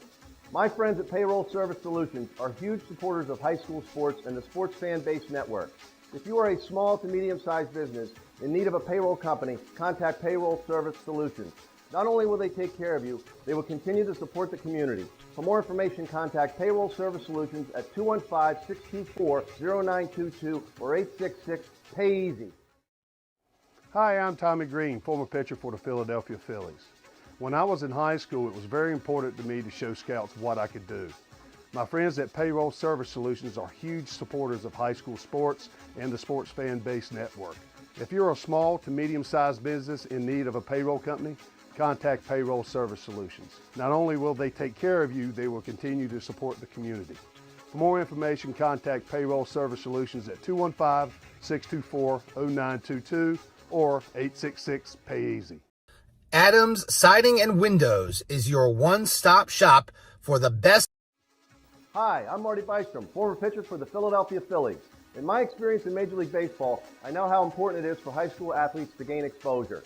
My friends at Payroll Service Solutions are huge supporters of high school sports and the sports fan-based network. If you are a small to medium-sized business in need of a payroll company, contact Payroll Service Solutions. Not only will they take care of you, they will continue to support the community. For more information, contact Payroll Service Solutions at 215-624-0922 or 866-PAY-EASY. Hi, I'm Tommy Green, former pitcher for the Philadelphia Phillies. When I was in high school, it was very important to me to show scouts what I could do. My friends at Payroll Service Solutions are huge supporters of high school sports and the sports fan-based network. If you're a small to medium-sized business in need of a payroll company, contact Payroll Service Solutions. Not only will they take care of you, they will continue to support the community. For more information, contact Payroll Service Solutions at 215-624-0922 or 866-PAY-EASY. Adams Siding and Windows is your one-stop shop for the best. Hi, I'm Marty Bystrom, former pitcher for the Philadelphia Phillies. In my experience in Major League Baseball, I know how important it is for high school athletes to gain exposure. My friends at Payroll Service Solutions are huge supporters of high school sports and the sports fan-based network. If you are a small to medium-sized business in need of a payroll company, contact Payroll Service Solutions. Not only will they take care of you, they will continue to support the community. For more information, contact Payroll Service Solutions at 215-624-0922 or 866-PAY-EASY. Hi, I'm Tommy Green, former pitcher for the Philadelphia Phillies. When I was in high school, it was very important to me to show scouts what I could do. My friends at Payroll Service Solutions are huge supporters of high school sports and the sports fan-based network. If you're a small to medium-sized business in need of a payroll company, contact Payroll Service Solutions. Not only will they take care of you, they will continue to support the community. For more information, contact Payroll Service Solutions at 215-624-0922 or 866-PAY-EASY. Adams Siding and Windows is your one-stop shop for the best. Hi, I'm Marty Bystrom, former pitcher for the Philadelphia Phillies. In my experience in Major League Baseball, I know how important it is for high school athletes to gain exposure. My friends at Payroll Service Solutions are huge supporters of high school sports and the sports fan-based network. If you are a small to medium-sized business in need of a payroll company, contact Payroll Service Solutions. Not only will they take care of you, they will continue to support the community. For more information, contact Payroll Service Solutions at 215-624-0922 or 866-PAY-EASY. Hi, I'm Tommy Green, former pitcher for the Philadelphia Phillies. When I was in high school, it was very important to me to show scouts what I could do. My friends at Payroll Service Solutions are huge supporters of high school sports and the Sports Fan Base Network. If you're a small to medium-sized business in need of a payroll company, contact Payroll Service Solutions. Not only will they take care of you, they will continue to support the community. For more information, contact Payroll Service Solutions at 215-624-0922 or 866-PAY-EASY. Adams Siding and Windows is your one-stop shop for the best. Hi, I'm Marty Bystrom, former pitcher for the Philadelphia Phillies. In my experience in Major League Baseball, I know how important it is for high school athletes to gain exposure. My friends at Payroll Service Solutions are huge supporters of high school sports and the Sports Fan Base Network. If you are a small to medium-sized business in need of a payroll company, contact Payroll Service Solutions. Not only will they take care of you, they will continue to support the community. For more information, contact Payroll Service Solutions at 215-624-0922 or 866-PAY-EASY. Hi, I'm Tommy Green, former pitcher for the Philadelphia Phillies. When I was in high school, it was very important to me to show scouts what I could do. My friends at Payroll Service Solutions are huge supporters of high school sports and the Sports Fan Base Network. If you're a small to medium-sized business in need of a payroll company, contact Payroll Service Solutions. Not only will they take care of you, they will continue to support the community. For more information, contact Payroll Service Solutions at 215-624-0922 or 866-PAY-EASY. Adams Siding and Windows is your one-stop shop for the best. Hi, I'm Marty Bystrom, former pitcher for the Philadelphia Phillies. In my experience in Major League Baseball, I know how important it is for high school athletes to gain exposure. My friends at Payroll Service Solutions are huge supporters of high school sports and the Sports Fan Base Network. If you are a small to medium-sized business in need of a payroll company, contact Payroll Service Solutions. Not only will they take care of you, they will continue to support the community. For more information, contact Payroll Service Solutions at 215-624-0922 or 866-PAY-EASY. Hi, I'm Tommy Green, former pitcher for the Philadelphia Phillies. When I was in high school, it was very important to me to show scouts what I could do. My friends at Payroll Service Solutions are huge supporters of high school sports and the Sports Fan Base Network. If you're a small to medium-sized business in need of a payroll company, contact Payroll Service Solutions. Not only will they take care of you, they will continue to support the community. For more information, contact Payroll Service Solutions at 215-624-0922 or 866-PAY-EASY. Adams Siding and Windows is your one-stop shop for the best. Hi, I'm Marty Bystrom, former pitcher for the Philadelphia Phillies.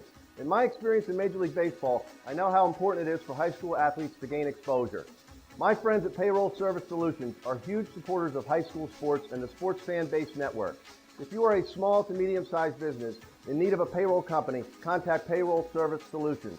Not only will they take care of you, they will continue to support the community. For more information, contact Payroll Service Solutions at 215-624-0922 or 866-PAY-EASY. Hi, I'm Tommy Green, former pitcher for the Philadelphia Phillies. When I was in high school, it was very important to me to show scouts what I could do. My friends at Payroll Service Solutions are huge supporters of high school sports and the Sports Fan Base Network. If you're a small to medium-sized business in need of a payroll company, contact Payroll Service Solutions. Not only will they take care of you, they will continue to support the community. For more information, contact Payroll Service Solutions at 215-624-0922 or 866-PAY-EASY. Adams Siding and Windows is your one-stop shop for the best. Hi, I'm Marty Bystrom, former pitcher for the Philadelphia Phillies. In my experience in Major League Baseball, I know how important it is for high school athletes to gain exposure. My friends at Payroll Service Solutions are huge supporters of high school sports and the Sports Fan Base Network. If you are a small to medium-sized business in need of a payroll company, contact Payroll Service Solutions. Not only will they take care of you, they will continue to support the community. For more information, contact Payroll Service Solutions at 215-624-0922 or 866-PAY-EASY. Hi, I'm Tommy Green, former pitcher for the Philadelphia Phillies. When I was in high school, it was very important to me to show scouts what I could do. My friends at Payroll Service Solutions are huge supporters of high school sports and the sports fan base network. If you're a small to medium-sized business in need of a payroll company, contact Payroll Service Solutions. Not only will they take care of you, they will continue to support the community. For more information, contact Payroll Service Solutions at 215-624-0922 or 866-PAY-EASY. Adams Siding and Windows is your one-stop shop for the best. Hi, I'm Marty Bystrom, former pitcher for the Philadelphia.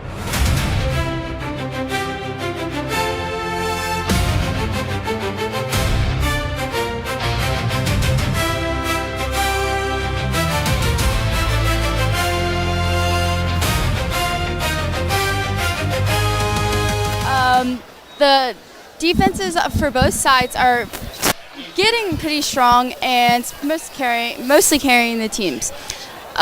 Because of these strong defenses, aren't able to do much, so it stayed pretty even.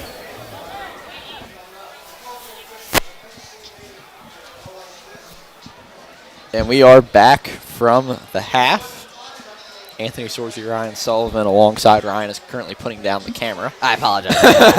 Sometimes I got to contribute a little bit myself. But yes, we are back here at Northeast High School. Archbishop Ryan with a 6-3 lead over Father Judge. As we move into the second half, the Crusaders will receive the ball to start the second half after Archbishop Ryan received the ball in the first half and had a house call from Casimir Kelly to give them a 6-point lead early, and then they missed the PAT. Father Judge was able to get a field goal later in the first quarter to make it a 6-3 ball game, as it continued to be going into halftime. And now here in the second half, as I mentioned, I'm Ryan Sullivan, joined by Anthony Sorgi for this second half. Father Judge getting ready to receive the ball as we speak. And it's been a defensive showcase between both teams thus far. No defense letting up. Father Judge's defensive line has been excellent with the extra men on the rush. Archbishop Ryan not sending too many defenders at Mateo Gonzalez, but still getting into the backfield to create pressure on him as we get ready to go here in the second half. Packed house at Northeast High School. A little bit more on the Father Judge section than Archbishop Ryan. But here we go. And a short kick that will be brought in at about the 25-yard line. Here is Ryan Hunt, and he'll be brought down at the 34-yard line. Father Judge taking over for their first possession of the second half. And Ryan, you mentioned it. No one has scored a touchdown in this game since the literal start of the game. Yeah. So the question is, what are the adjustments these two teams are going to make? Is this going to continue to be a defensive masterclass as it's been, or are we going to see some changes? Is this going to turn into more of an offensive game in the second half? We'll see how both teams adjust. Gormley still in the backfield with Mateo Gonzalez, as we have grown accustomed to see. Handoff to Gormley. Going to take the outside. He's going to get that first down and a little bit more, down to the 47-yard line. First play of the second half. A great start for the Crusaders. Officials discussing. They have not moved the chains forward.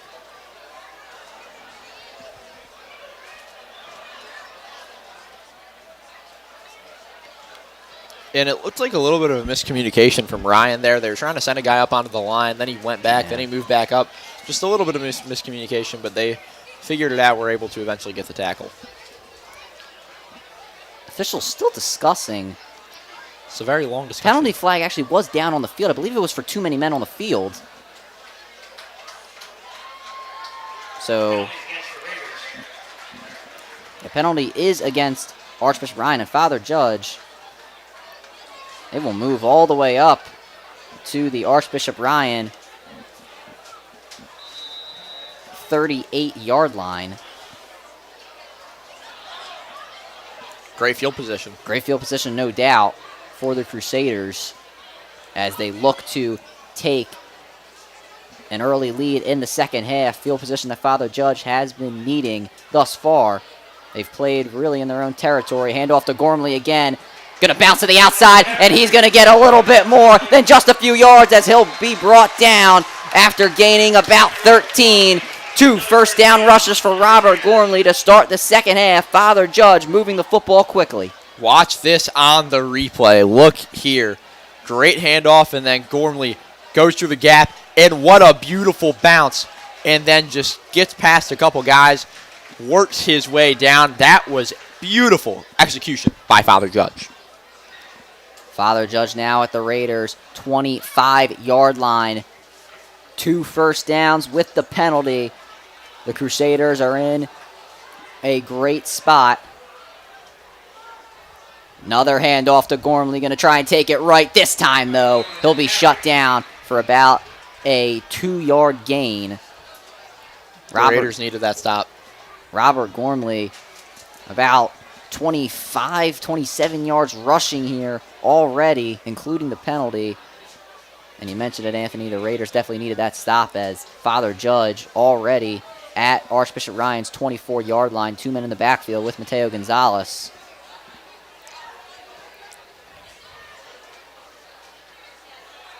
And this time it will not go to Gormley. It will go to the running back, Watts. And he'll gain just a few, about 1. It'll be 3rd and 7. A little bit of a pickup, nothing too crazy there, but Judge doesn't need to have a ton of big pickups. They're in pretty good field position, almost in the red zone. I can imagine that they're feeling pretty comfortable here. Good start to the half thus far. Big 3rd down here early for Father Judge.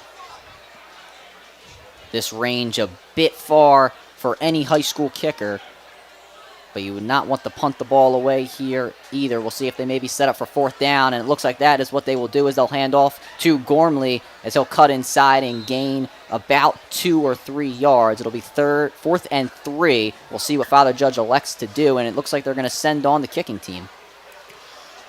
So, yeah, we'll see Judge go for 3 here.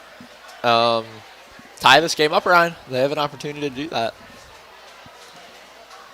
Big opportunity for Father Judge to try and tie things up here early in the second half. Not much aggression being shown from the Crusaders as they want to tie things up.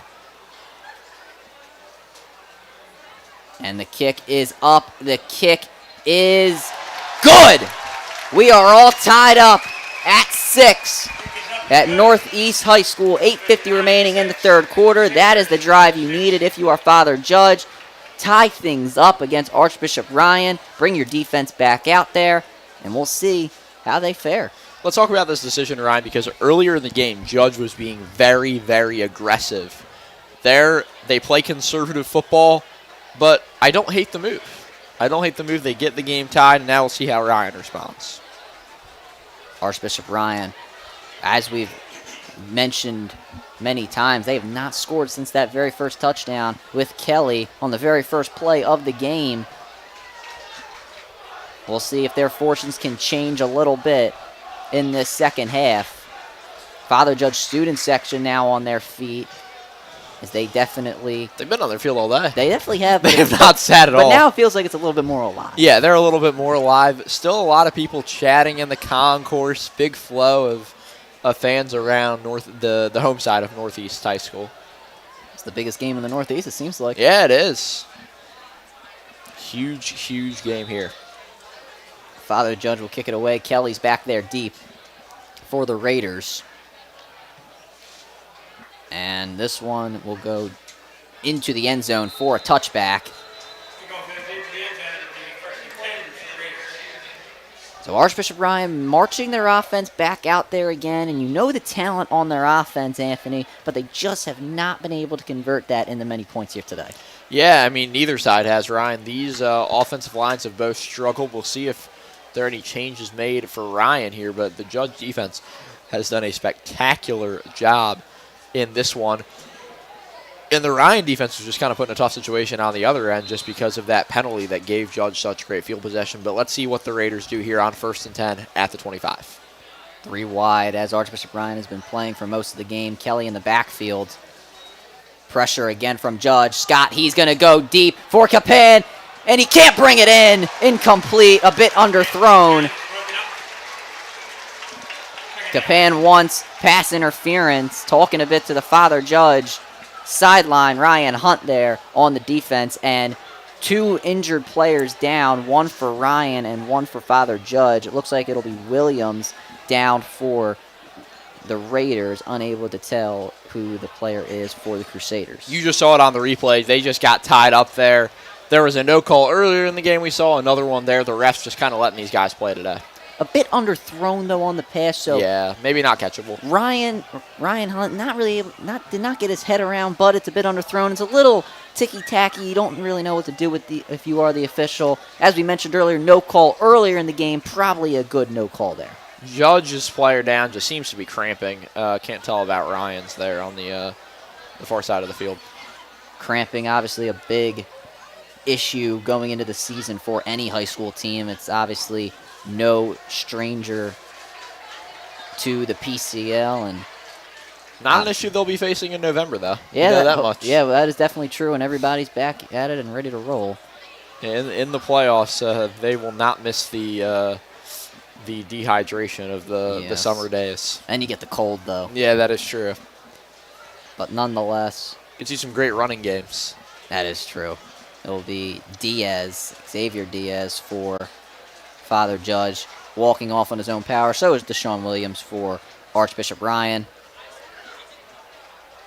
As it'll be 2nd and 10 from their own 20. Diaz now jogging off on his own power. As Anthony mentioned, just a bit of cramping here. Almost midway through this third quarter. I apologize. We're moving fast. Yeah, you got guys on the Judge sideline that need stretching out. Cramps all over. Unfortunate, but definitely part of the game. Trip set on the right of Scott.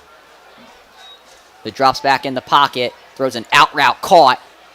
Trying to make a move is the receiver, Jones, and he is going to be indicating that he has a first down, and the officials will move the change. First down, Archbishop Ryan. Yeah, let's watch this back here. We see the throw, and just a nice catch. Pretty simple. Nice nothing crazy. Good fundamentals. Fundamentals. That's what wins football games. That's what a coach would tell you. Another trip stacks it on the right side of Scott. This time it'll be a toss to the outside to Kelly. Now he'll cut inside, back out, and he's going to be brought down just at the line of scrimmage. Archbishop Ryan trying to get their run game going. It seems it's been the pass that's been working out so far on this drive. Could have had a near pass interference call earlier and just had the out route to Cameron Jones. Jones, one of the most notable players on this Archbishop Ryan team. One of the most athletic players you will see on the field. As this time the Raiders will go 4 wide. Dempsey there in the slot. He's been not talked about much ever since the first quarter. Play call being changed at the line of scrimmage. Scott indicating that to his receivers. Extra men on the rush. He quickly gets it away. Pass is caught. And getting inside and getting the first down and more. The question that needs to be asked there is what went wrong for Judge? Yeah, that first down for Archbishop Ryan. Let's watch it back here. Play action. And then we see there he just has a nice spin, makes a few men miss, and no one can bring him down until he gets to nearly the midfield marker. Archbishop Ryan moving the ball. Father Judge was moving the ball a bit earlier in this half. Archbishop Ryan trying to give them a taste of their own medicine. Unclear if who caught the ball. The jersey was a little bottled up there on that last play. I apologize here. And read option here. And this ball is loose on the ground as Scotty tried to pitch it. Penalty flag down. Let's see what happens. And it's actually going to be called an incomplete pass. An intentional grounding called Let's on watch Scott. it here. Scott, keeper, and he just kind of throws it down. Bit of an awkward, Very awkward.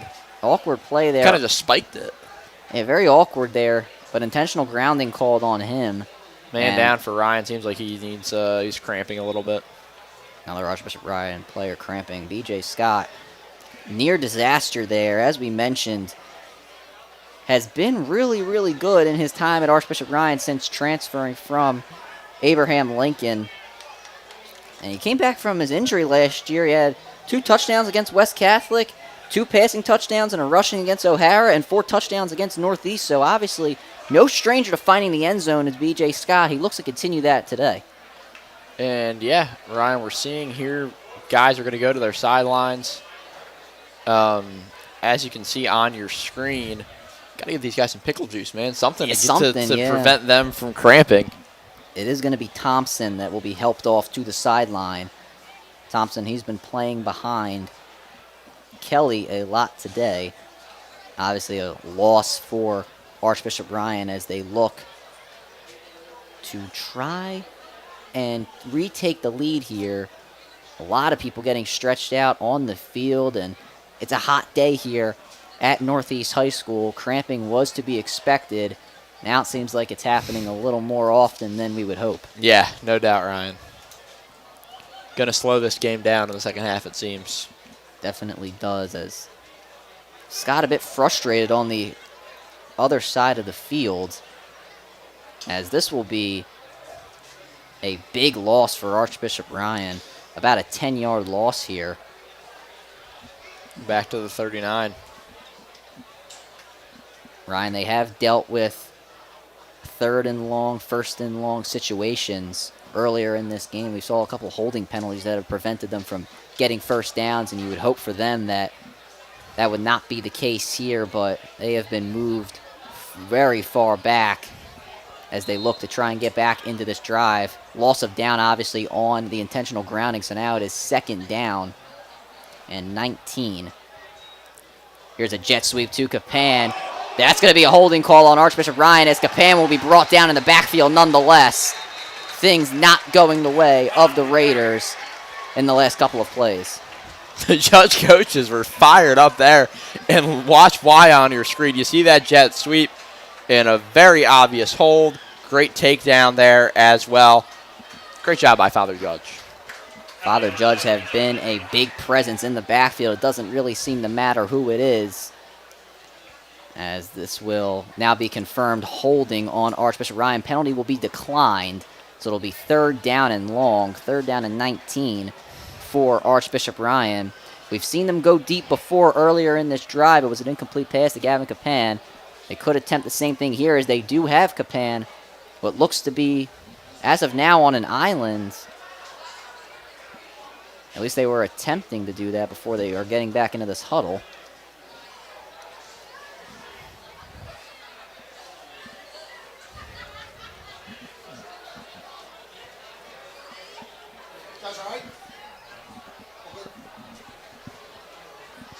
And now the officials re-indicate the penalty and that it was declined by Father Judge.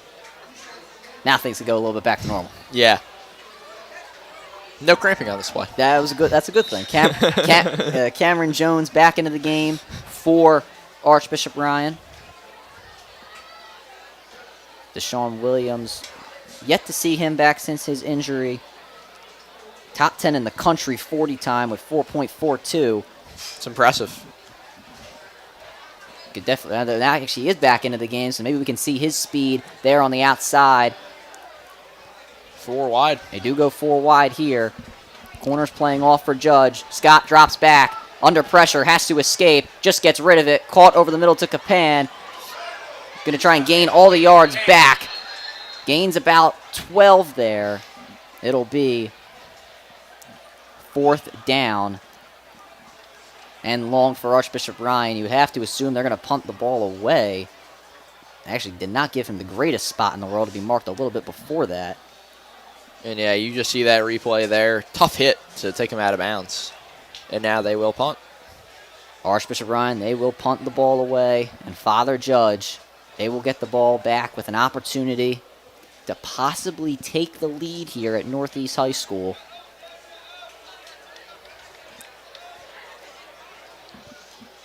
The punting today from Archbishop Ryan has been a little bit of a bunch of line drives. It's been tough for Rivera to receive. He stands at about the 25-yard line. And actually is Jones back there this time. And he will take it from the 20. Penalty flag down. This will most likely be coming back as Jones gets out to the 35-yard line. Father Judge looking to now start deeper in their own territory than they would have liked. Yeah, not exactly what you want there if you're Father Judge. We'll see what they can do on this drive, Ryan. I mean, they have the momentum. They were the last team to score. Can they get in the end zone for 6 or even get a field goal for 3? Chase Jones was back there to receive the punt. Rivera, who has been back there for the majority of the time, not out there this go-around. Jones, a undersized guy, a 5'7" here, but we've talked about him a couple of times today. Obviously, Coach Nace taking a liking to him. Sometimes, it's not about the size of the dog; it's about the size of the dog. And I don't know. I don't know what you're trying to say. I don't know. There was a quote I was thinking of. What's the quote? I don't know. Okay. Maybe someone in the comments will have it. I'm still thinking about this. That was Okay. that was one of my worst moments. Early. Yeah, there you go. Size of the fight in the dog. There it is. There it is. That was bad. Thank you, producer Noah. Yes. Low snap to Gonzalez. Handoff to Gormley. And he's going to take the outside. He'll get the first down. Stiff arm to Williams. What a great bounce back by Ryan Sullivan, getting the call off. We're just going to have to forget about that one. I am 100% getting clowned on. That is going to end up in every group chat. The people on the streets of South Philly will be hearing about Yes, this. that is going to end up on group chats and my text messages. We were on the camera for a second there. Oh, I didn't even notice. People saw us. And another cramper down. I think that is Williams again. Unfortunate for him. He's dealt with a couple of injuries here today and now going to have to be stretched out on the Father Judge sideline. Williams, as I mentioned, big speed, top 10 in the country in the 40-yard dash.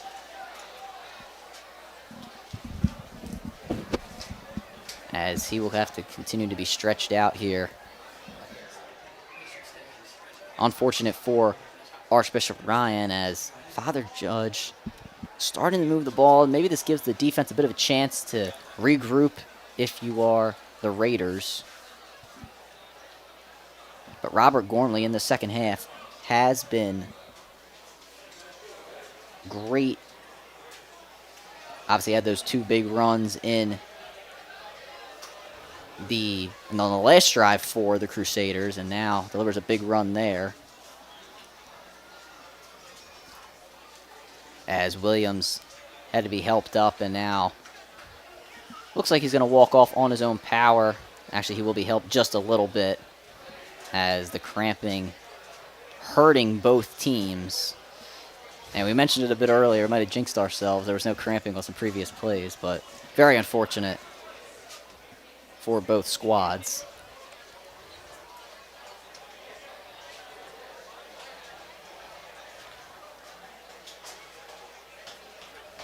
Father Judge, they will march themselves back out there.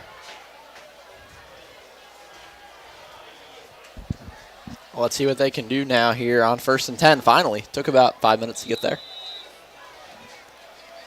Yes, it definitely did. Big breaks. After the cramping breaks, Gonzalez in the shotgun, another handoff to Gormley. He's going to take the outside, going to try and bounce outside once again after cutting inside, and about a 5-yard gain for Robert Gormley. It has been his second half thus far. Another 5-yard gain for him. 2nd and 5 coming up for the Crusaders.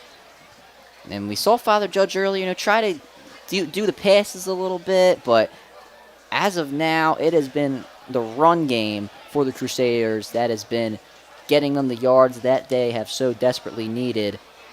They try and get themselves back into this game, but they are purely in it right now. 2 men in the backfield, Watts and Gormley.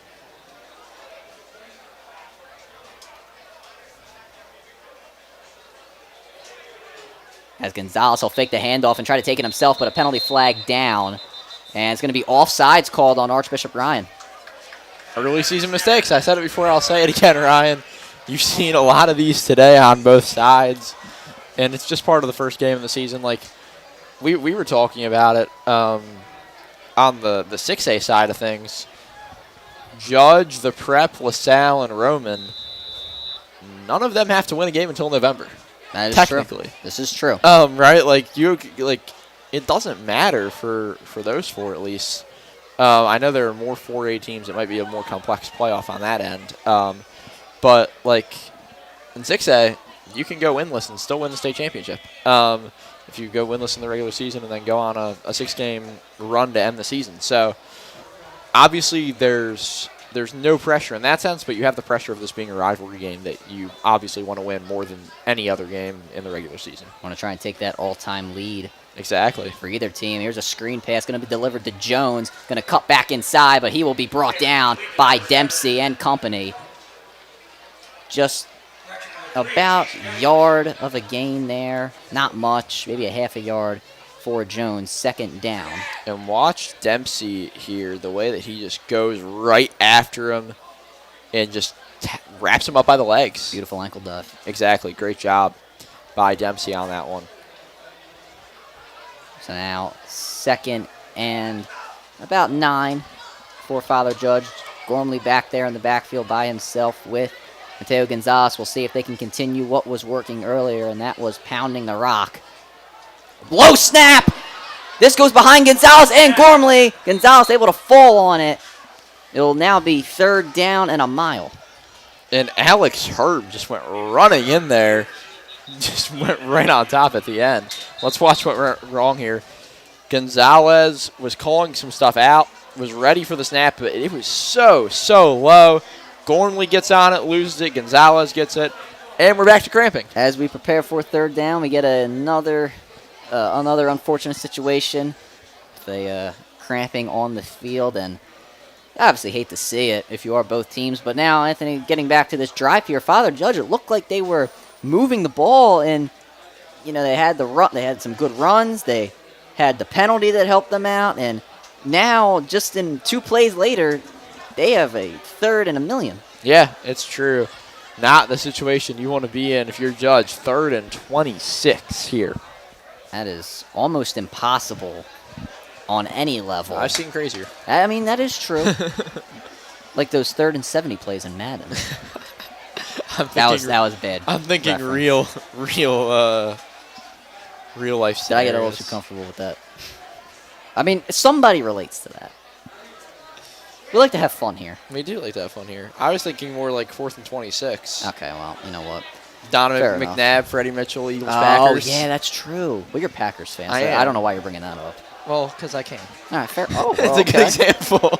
It's a good example. Chase Lowe walking himself off the field. Do you have a better example? No, I don't. Exactly. Chase Lowe walking off on his own power and hyping up the fans and his teammates of Archbishop Ryan. 3rd and 26 for Father Judge as they try to get set here.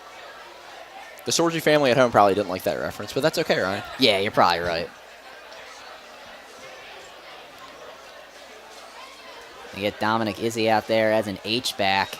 Low snap Another low again. snap. Handoff to Gormley, and he will not get much as this will be 4th down and about 23.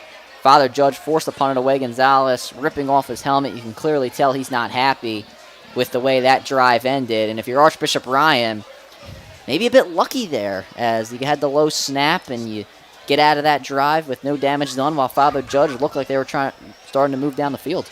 Gonzalez's center is going to be getting chewed out here in a moment on the sidelines. Hopefully they can stay on the same page as Midget's out there to punt. Bobbled there. He gets it back and doesn't have the opportunity to deliver an incredible punt. This will actually take an incredible bounce, actually, to Archbishop Ryan territory and at their own 37-yard line.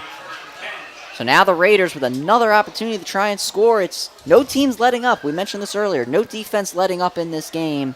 And it will be Archbishop Ryan to see if they can maybe break the defense of Father Judge. 2:05 remaining here in this third quarter. Not a very high-scoring game. 6-6 at Northeast High School. At the end of the quarter, we'll have Viv Prince for another sideline report before we get into the final quarter of action here at Northeast High School.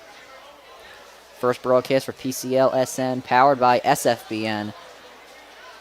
Many more to come throughout the season. But right here, right now, Archbishop Ryan trying to take the lead over Father Judge, as Judge continues to show that they are going to rush 5 or even 6 blitzers, and Ryan's going to have to call a timeout. We've mentioned it a couple times today, Anthony, how Scott has looked a bit confused coming out of the huddle with his coaching staff, and they are forced to call timeout there due to not knowing the play. Yeah, again, Ryan, like these guys are just trying to get acclimated. New plays, new stuff. You played football, you understand it. This is true. I was not I don't think I'm on these guys' level.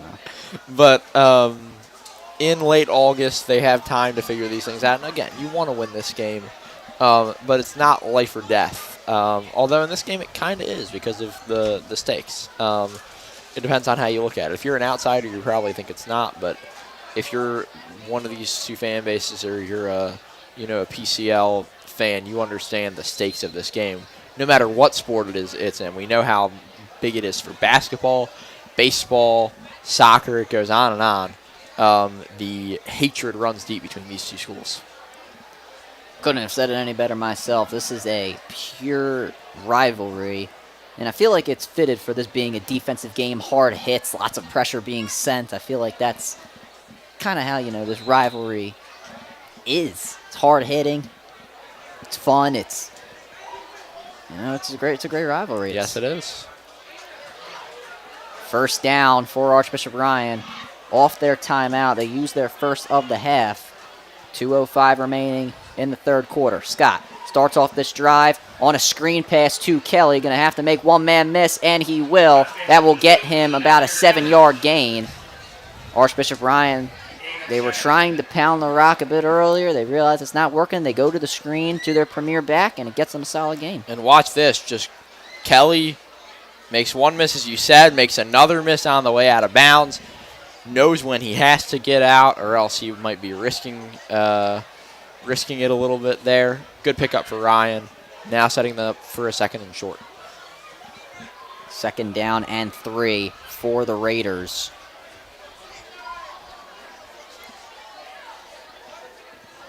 Kelly once again in the backfield. Another H-back for Archbishop Ryan on the line of scrimmage. Second and short. Fake to Kelly. They'll do the exact same play, but this time it'll be blown up. Now third down and about 5 for Archbishop Ryan. Father Judge scouted out that time. Let's watch this here again. As you said, Ryan, they go with the same play. Result, though, different. Right there. Boom! Wow. Took him down. What a play there by the Judge defense. That was Austin on the most recent reception for the Raiders, and they get backed up a bit to 3rd and 5. At this point, every third down is crucial for both teams. Trip set to the left of Scott. Father Judge showing blitz. They've normally sent it. We'll see if they decide to do it again, and they will. Everyone's coming to B.J. Scott. Throws off his back foot. Passes. Intercepted! Intercepted by Xavier Diaz, and he will take it back to the 20 and out of bounds. Father Judge take over in Archbishop Ryan territory. What a moment for Father Judge. They needed that, and they got it. Just 42 seconds away from the force coming up for the final period of this game. Judge with a momentum-shifting play that sends the crowd into a frenzy. Watch it here. A beautiful interception. Got right in the way of the receiver and just tiptoes along the sideline deep into Ryan territory just outside of the red zone. And now Father Judge, they have to convert here as they are at the Archbishop Ryan 22-yard line. We've seen them get into this territory earlier in this half. It resulted in a field goal to tie things up. Now, if you're Father Judge, you're thinking a little bit more than a field goal.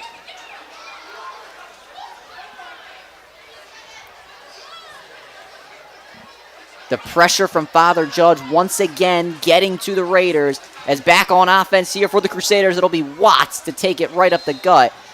Forced a couple missed tackles there in the backfield. It only results in 2 yards, though, as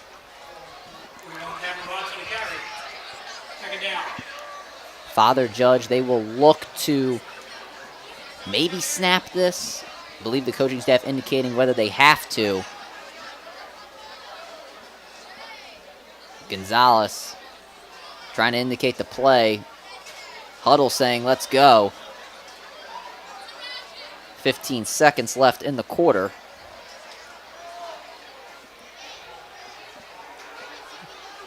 Gonzalez clapping his hands.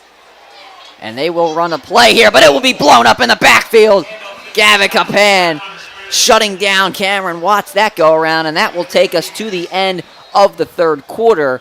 It is still tied 6-6 at Northeast High School. Let's watch this here. Handoff clean, but what a stop. Just absolutely monstrous play there by Archbishop Ryan. Archbishop Ryan looking to hold Father Judge to nothing after the interception from Xavier Diaz. We put your 4s up, ladies and gentlemen. We are in the fourth quarter of action at Northeast High School. Father Judge, Archbishop Ryan, all tied up as we go into the fourth quarter. We'll be right back on PCLSN, powered by SFBN. Adams Siding and Windows is your one-stop shop for the best products on the market and great quality service. So if you want to cut out the middleman, call us at 267-206-4404. Hi, I'm Marty Bystrom, former pitcher for the Philadelphia Phillies. In my experience in Major League Baseball, I know how important it is for high school athletes to gain exposure. My friends at Payroll Service Solutions are huge supporters of high school sports and the sports fan-based network. If you are a small to medium-sized business in need of a payroll company, contact Payroll Service Solutions. Not only will they take care of you, they will continue to support the community. For more information, contact Payroll Service Solutions at 215-624-0922 or 866-PAY-EASY. So Judge's kicker was able to tie up the game. Xavier Diaz had a huge pick to give Judge the ball back. They're back at the 30-yard line to attempt to score a touchdown.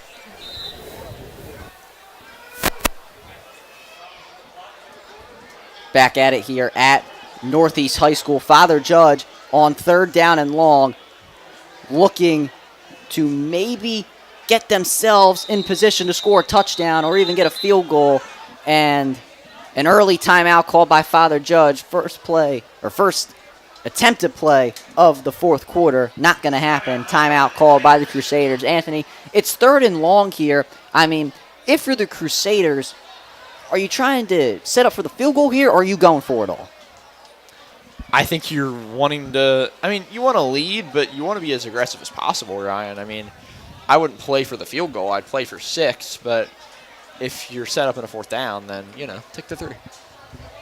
Fair enough. Try and expand that. Well, you mentioned earlier, the only way to keep a lead is to expand it. Obviously, Father Judge not with the lead right now, but I'm sure they would like to get as most points as possible here. Still a packed house at Northeast High School. Nobody has even had the thought of leaving, as this is a much closer game than I think most anticipated, with Archbishop Ryan obviously a lot higher in the PCLSN rankings than Father Judge. Judge more in the bottom. Archbishop Ryan, we've marked as one of the better teams in the PCL, and we know the talent that they have on both sides of the ball. Father Judge looking to prove many people wrong, as this will be a fake. Gonzalez rolling out of the pocket. He has pressure. He will not be able to avoid it, as this pass is intercepted. Oh, how the tides have turned. Archbishop Ryan takes over the ball. Wow. The official ran in. Look at this here, Ryan. A bit unsure, but it is an interception. Throws it, and what a leaping catch to take it away. This is a game of momentum, and you only have it as long as you can keep it. Father Judge gave it up in embarrassing fashion right there. We just mentioned it, Anthony, how you want to expand that lead, and now it all kind of comes crashing down right there. And what has been the story of the game? It's been the pressure on the quarterbacks on both sides. It leads to an interception for Father Judge, and Archbishop Ryan, it helps them lead to an interception as well with the pressure on the quarterback. And now Archbishop Ryan, they have an opportunity to score, but we keep talking about it, Anthony. Both teams in great chances to score with the momentum, but neither team will break on defense. We talked about the hatred in this game earlier, Ryan. I saw a shirt a Ryan fan was wearing. It just said 2 words: beat Judge. Yeah, that's fair. As Kelly will cut back inside to take this for a short gain on first down. Not a very high-scoring game, but now it has been exciting in the last few moments with the turnovers for both teams.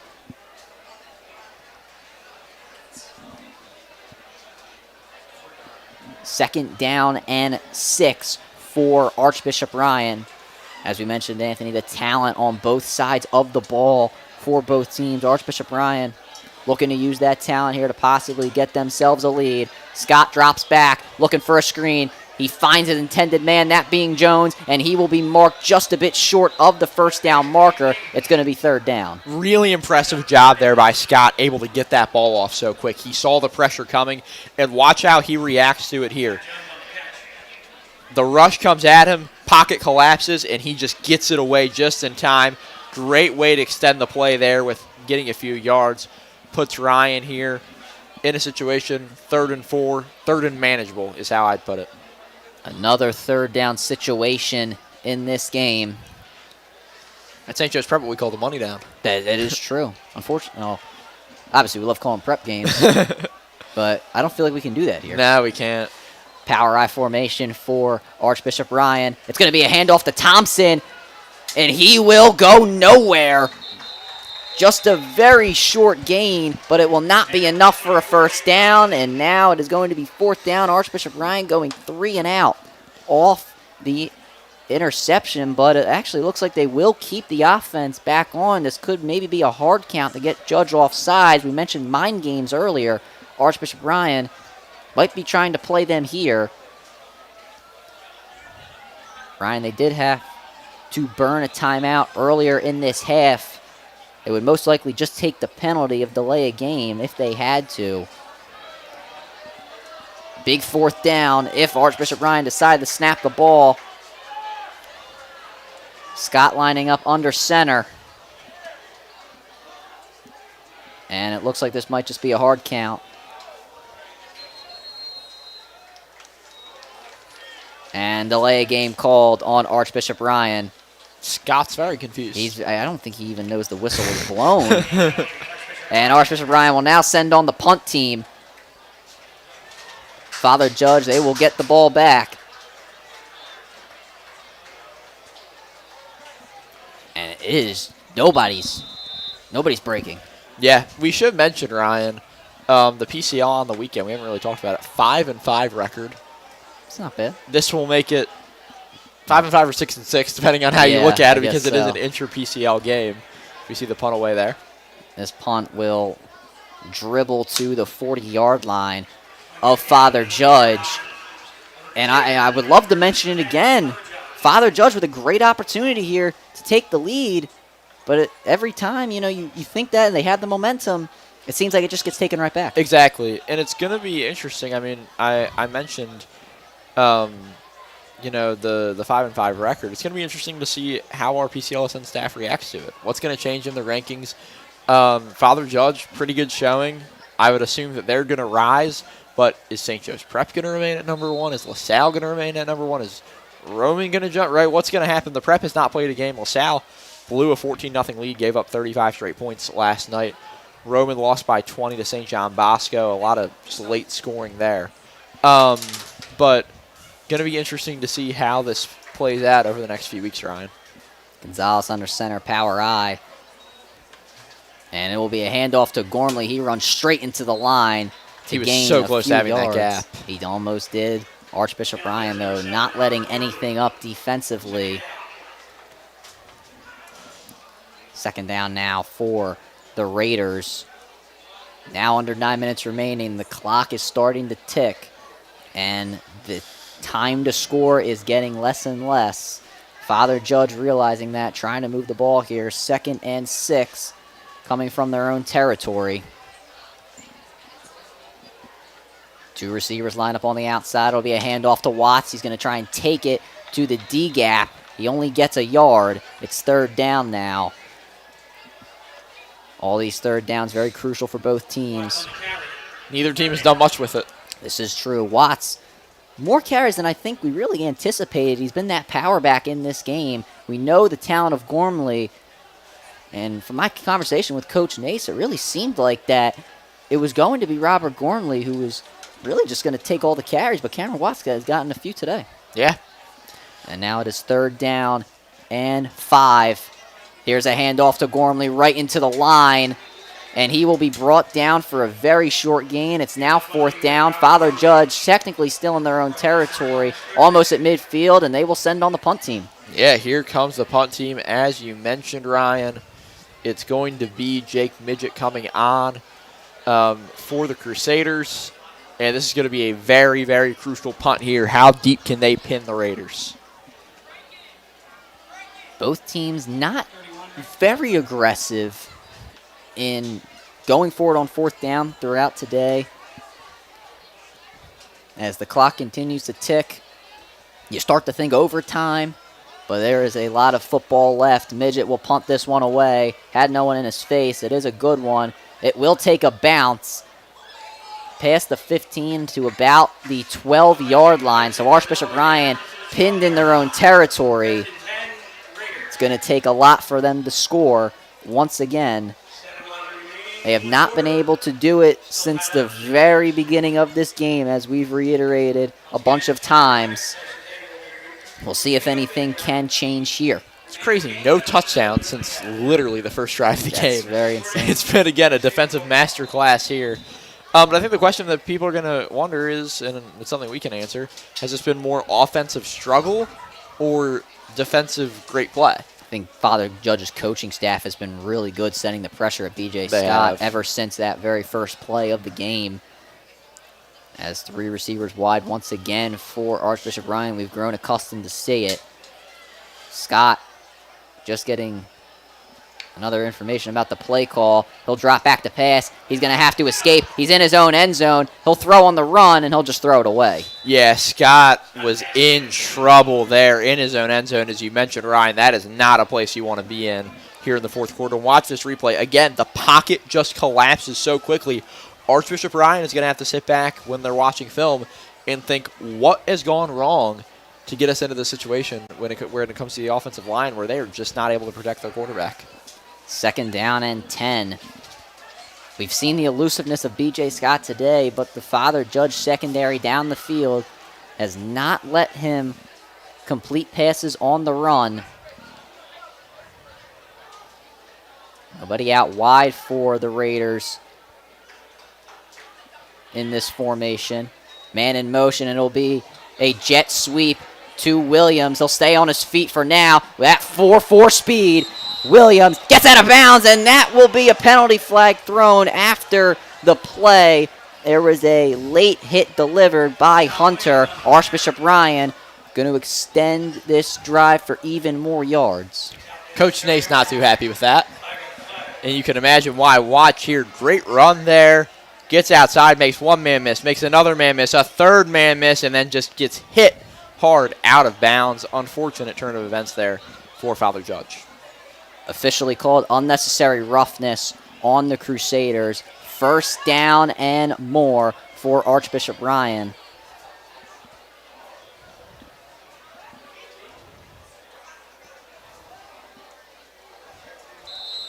And now, Anthony, we talk about the momentum. That big penalty and that big run from Deshaun Williams seems like it changes the momentum, but as we've seen throughout this game, it can get flipped really quickly.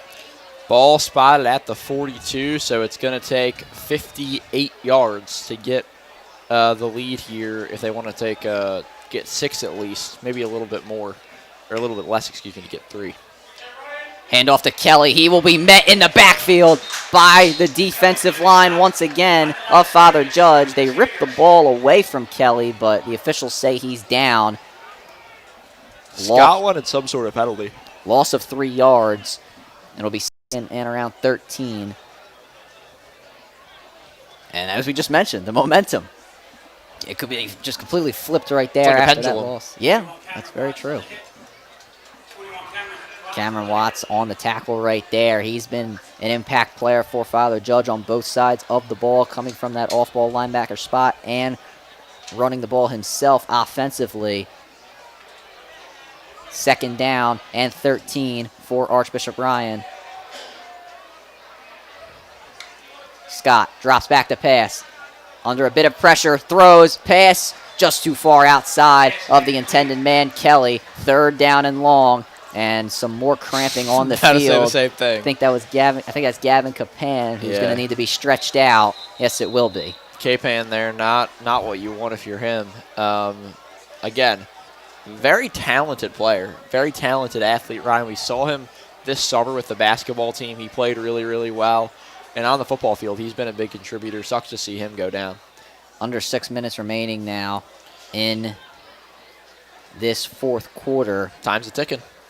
And we know Capan, one of the best players on this team. A very interesting build for him as he stands at, 6'4". He's 250 pounds. He can really move. And he has a very good ranking.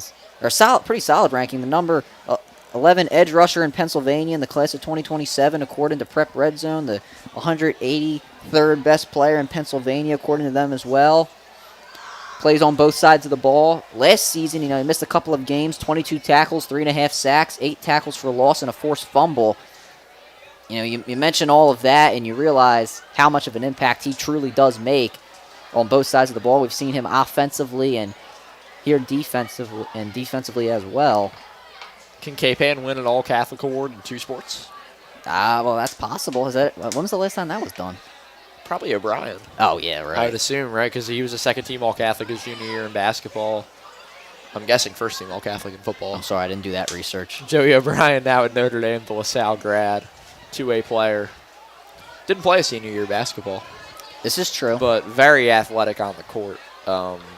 Just a freak athlete, incredible to watch. And now at Notre Dame, and LaSalle obviously having a loss yesterday.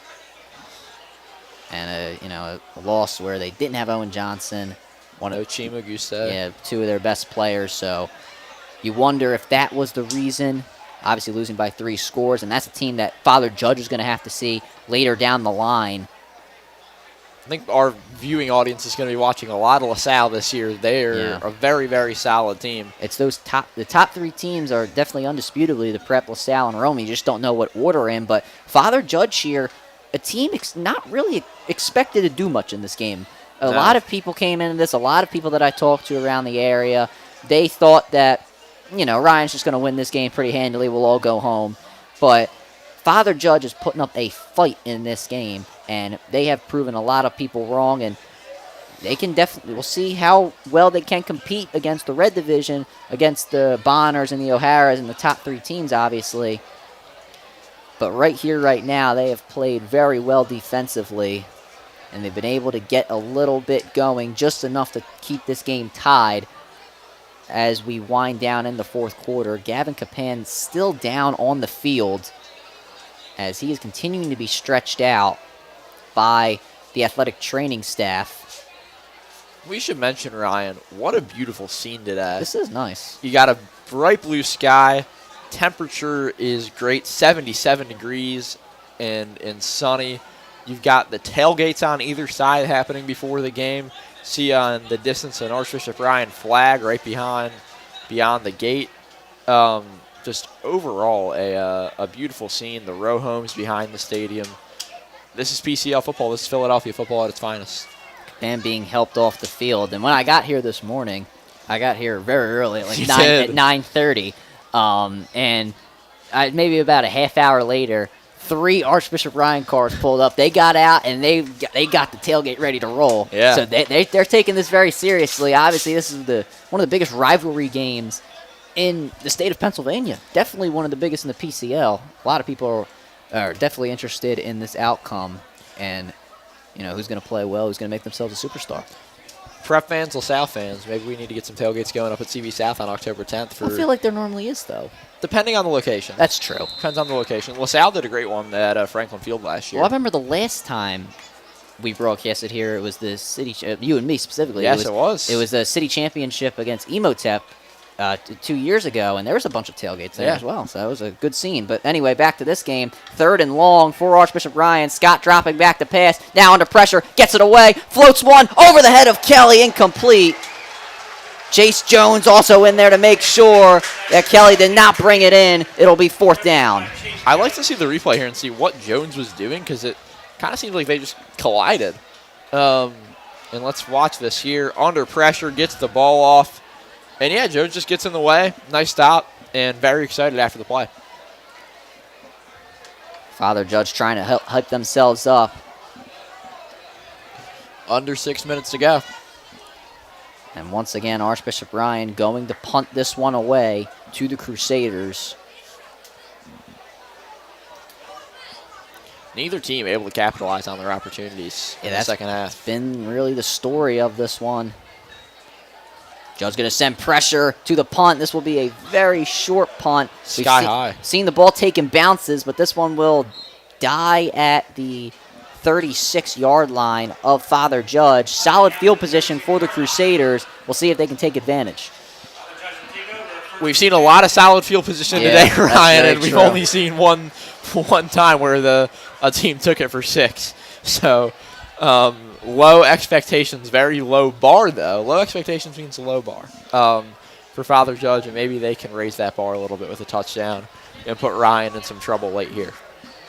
5:44 remaining in regulation here. As I said, you got to be thinking about overtime if both teams cannot continue to move the ball, but then you got to think of how much football is left. Here's a handoff to Gormley. He's going to take the edge. He'll be met by Jones and a bunch of other Archbishop Ryan players to take him down at the line of scrimmage.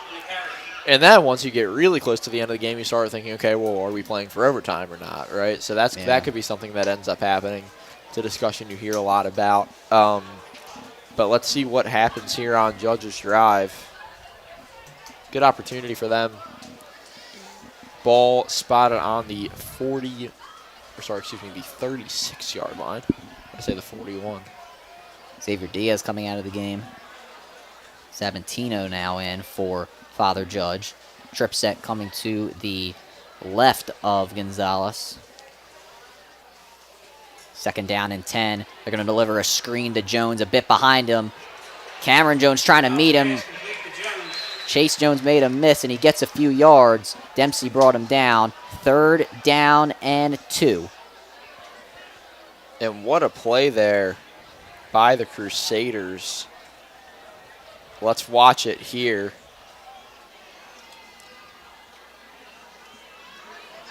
Just kind of went not so fast there as he went for the tackle, made the man miss. And now here we go.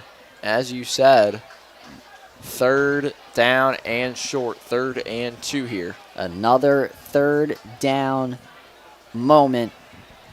It's been the defense that has come up the majority of the game. Will Father Judge break that? Gormley trying to get through, and he will not be able to.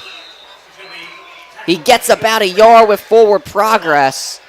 And now decision time for Father Judge. Will you go for it, or will you punt it away once again? And Richie Dempsey was in there on that one. And watch it as the play ends here. They stuff him. They bring him back. Dempsey comes in at the end, and then he goes, not so fast, no. What a stop there by Archbishop Ryan. Father Judge, they will keep the offense on the field. We've seen some hard snaps today. Gonzalez lining up under center. He's going to take it himself, and the ball is out. Penalty flag down. Archbishop Ryan, it looks like they came up with the ball, and they do. Penalty flag is down, though. We'll see the call. The ref is waving that flag. And they look like they wave it off, and it'll be Archbishop Ryan football. Okay. How about that? Sure, you need the refs to have the mics. Oh, do they? No, I'm saying we need that. Oh, okay. I thought you said they did. We were down at Elysianum on Wednesday, and the refs had the mics. That was very, very helpful. I thought you said they had them. I was like, No. Sorgi, this is the NFL. I'm saying it's helpful when they do. And once again, The momentum shifts all the way back. At this point, you have to wonder if anybody has the momentum at all. 3:24 remaining. The time is a ticking. Handoff to Kelly. And he gets by the first line, and he'll get by the second line as well. Casimir Kelly down to the 20, 15, 10, 5, touchdown! Archbishop Ryan shades to the first play of the game. They take the lead with 3:13 remaining. Wow! Oh my! Kelly with a sensational day. 2 house calls for the Raiders. And just wow, let's watch this replay. You see him there near Scott. Handoff in the backfield, makes 1 miss, makes 2 miss, finds a gap, makes a 3rd miss. A 4th he gets by. A 5th tries to chase him down, but there is no catching Kelly. And we talked about who was going to break open the game. It's been Archbishop Ryan as they make the extra point. It is a 13-6 ball game with 3:13 remaining. They were favored to win this game, and that's what they're doing, Ryan. Father Judge now has to respond. 3:13 to go. Not all the time in the world, Ryan. Let's see what the Crusaders can do here with not much time left. Not much time left indeed. Father Judge, they have not been able to move the ball that much down the field. No touchdown scored in this game. That was the second one scored by Archbishop Ryan today. Judge side cleared out a little bit there. Yes, they did. I guess people got places to be. I guess so. As we will kick off here. Some short kicks have been delivered today by Archbishop Ryan. We'll see if they elect to maybe kick it all the way down the field. Or a squib kick, if you will. Yeah. Stratty to kick it away for the Raiders. Father Judge trying to get themselves back into this game.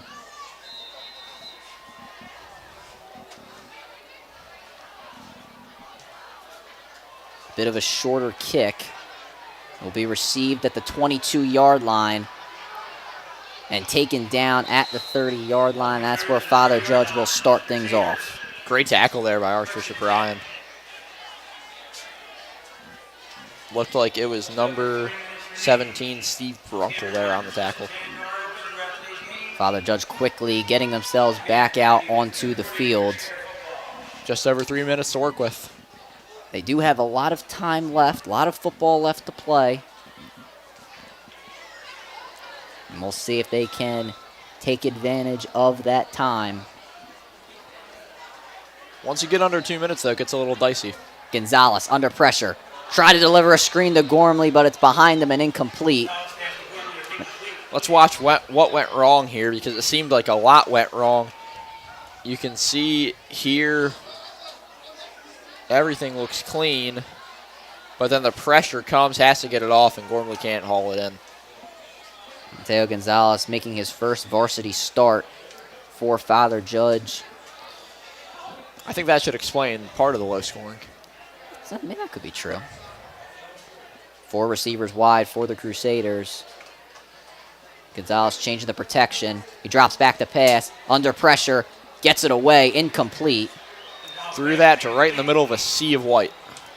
Gonzalez, he had to get it away before the pressure completely collapsed on top of him. Exactly 3 minutes remaining now in this game. Yeah, you just see it there. Gonzalez couldn't do much with that. Father Judge, one of their last opportunities to score. They have 2 timeouts remaining. So do Archbishop Ryan. 3rd down and 10. Here comes the blitz. Gonzalez drops back, throws towards the sideline. Pass is caught by Chase Jones, and he gets out of bounds with a first down. I said it earlier, Ryan, fundamentals. I mean, there's nothing special about this play, but they did the little things really well. Clean snap. Pocket started to collapse a bit, but Gonzalez had time. He got the throw off. Great catch on the sideline, and we keep moving. Nothing much to it, Ryan. 2:55 remaining in this game. Father Judge still in their own territory, working at their own 43-yard line. Gonzalez drops back once again, under pressure, being hit, and he will be taken down for a sack. Archbishop Ryan trying to close this game out. Just kind of had to give up on that one. Not much he could do there, Ryan. That was a pretty awful collapse there. I mean, you just see one rusher comes, a second rusher comes, chases him down, a third gets in there, and the Judge line just kind of had to give up. Gonzalez did not know the snap was coming. A penalty flag down. It looks like nobody really knew what was going on there.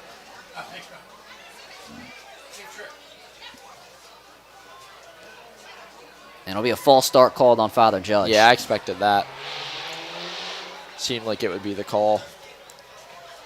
Ryan, what Judge has done really well today, like, to put it simply, it hasn't been rocket science. It's been really, really simple, but when it's working, it works really well. And we'll see, they need some simple stuff to work well here on this one. Gonzalez to deliver a short pass caught. That was by Myers. And now it is 3rd down and long. Father Judge hurrying to the line with now 2 minutes remaining in this game. Gonzalez changing the alignment, the formation. Trip set now. Extra men on the rush. Capan chasing Gonzalez down. He evades pressure right now, but he won't be able to a second time. It is 4th down. And Father Judge with one final opportunity to try and stay in this game. Watch this beautiful piece of work from Capan. He came off that edge lightning fast and then wraps him up to finish off the play. That is pure athleticism, pure speed from Capan. One final chance for Father Judge. Gonzalez over the middle. It is incomplete. And that will most likely do things from Northeast High School, as Father Judge, with only 2 timeouts left, 1:20 remaining, leading by 7. Yeah, that's it. Almost interception, but the Judge student section clears out. The game is pretty much over with a minute 20 to go here. That's going to do it, Ryan. Chase Jones down on the field. He gets up on his own power. Looked like he might have been feeling a little cramp, but he is going to try and walk it off. As Archbishop Ryan, they will try and get out of this one with a victory. 1:20 remaining. 2 timeouts remaining for both teams. Archbishop Ryan with the ball in Father Judge territory.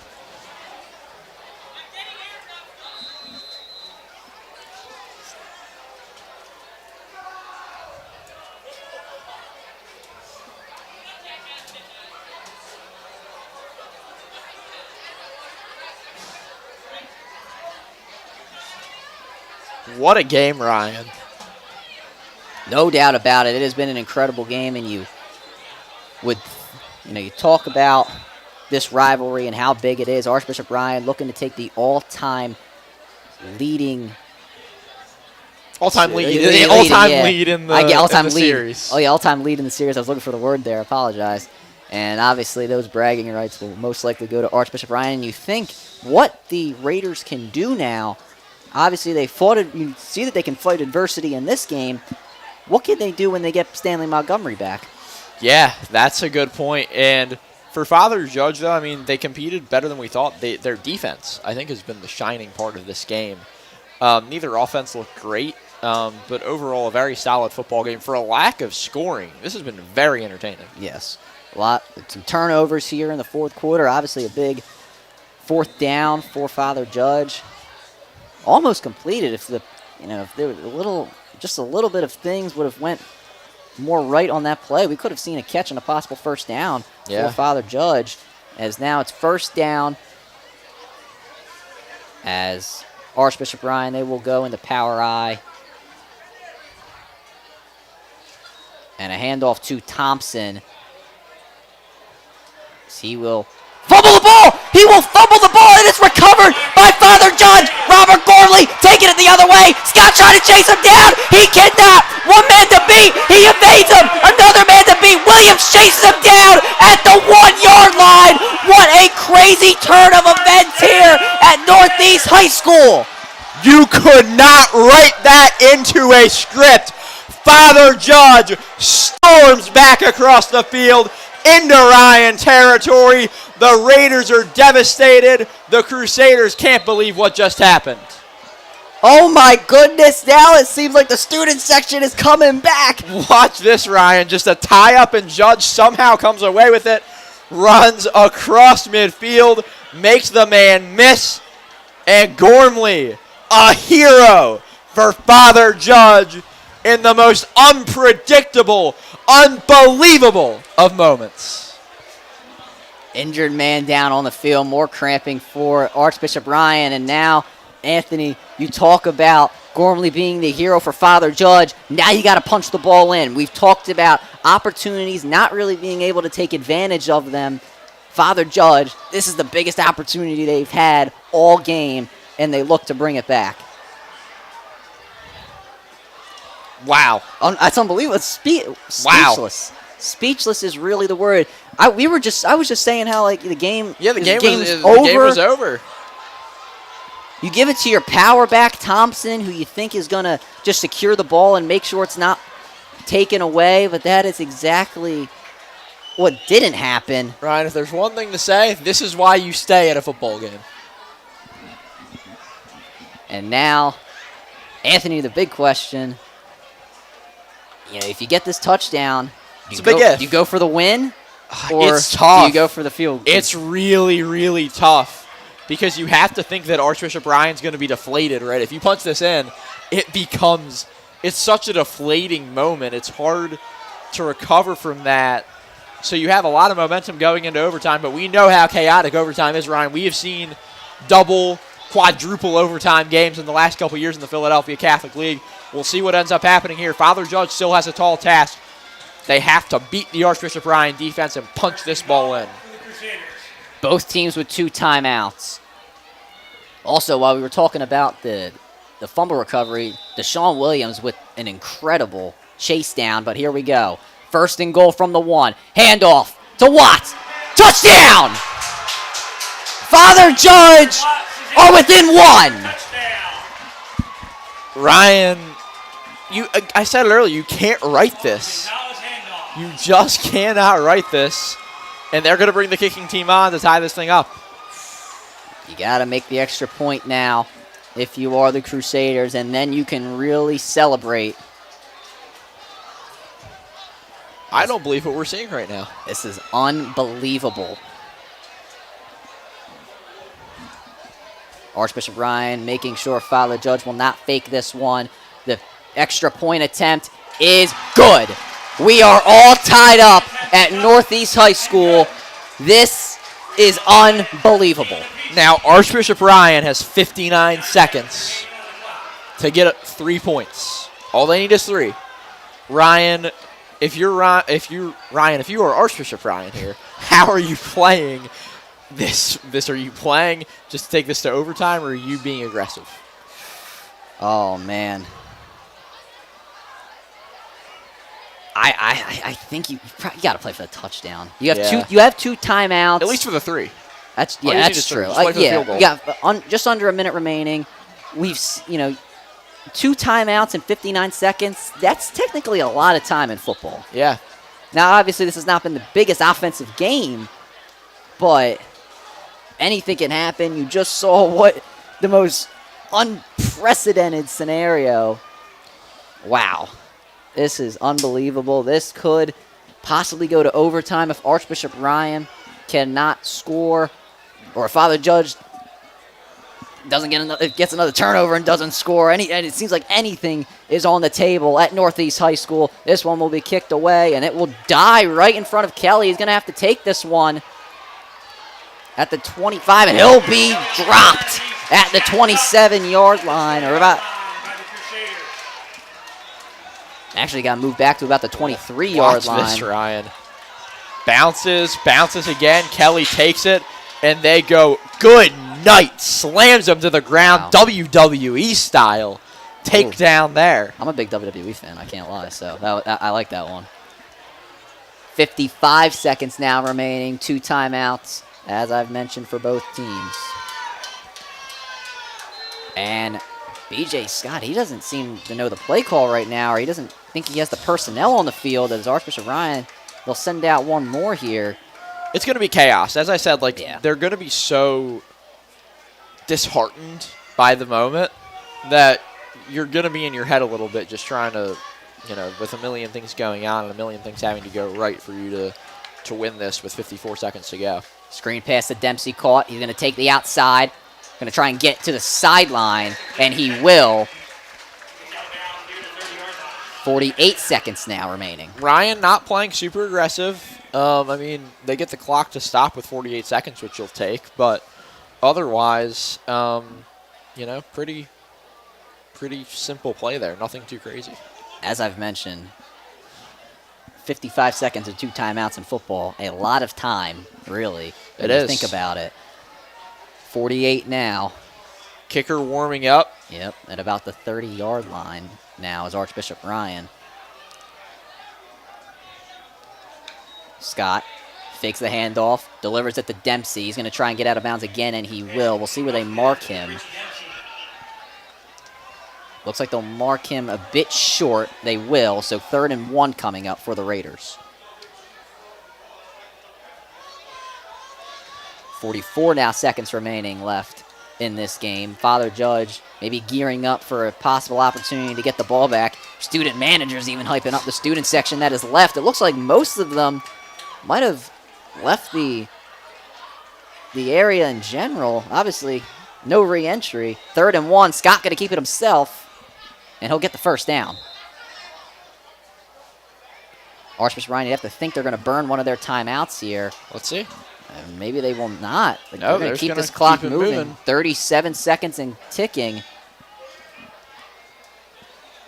Father Judge showing blitz. Scott drops back to pass. Evades pressure. He's going to run.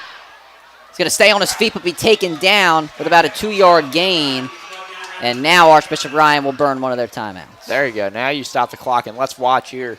Scott, we know he's a good athlete. We know he can run.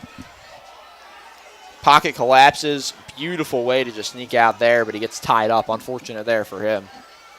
Unfortunate indeed. If you are BJ Scott. And actually, Archbishop Ryan did not burn one of their timeouts. They'll let this one go to overtime. Wow. The scoreboard indicated, the clock stopped, indicated that they used one of their timeouts, but they did not. And now we go to overtime here at Northeast High School.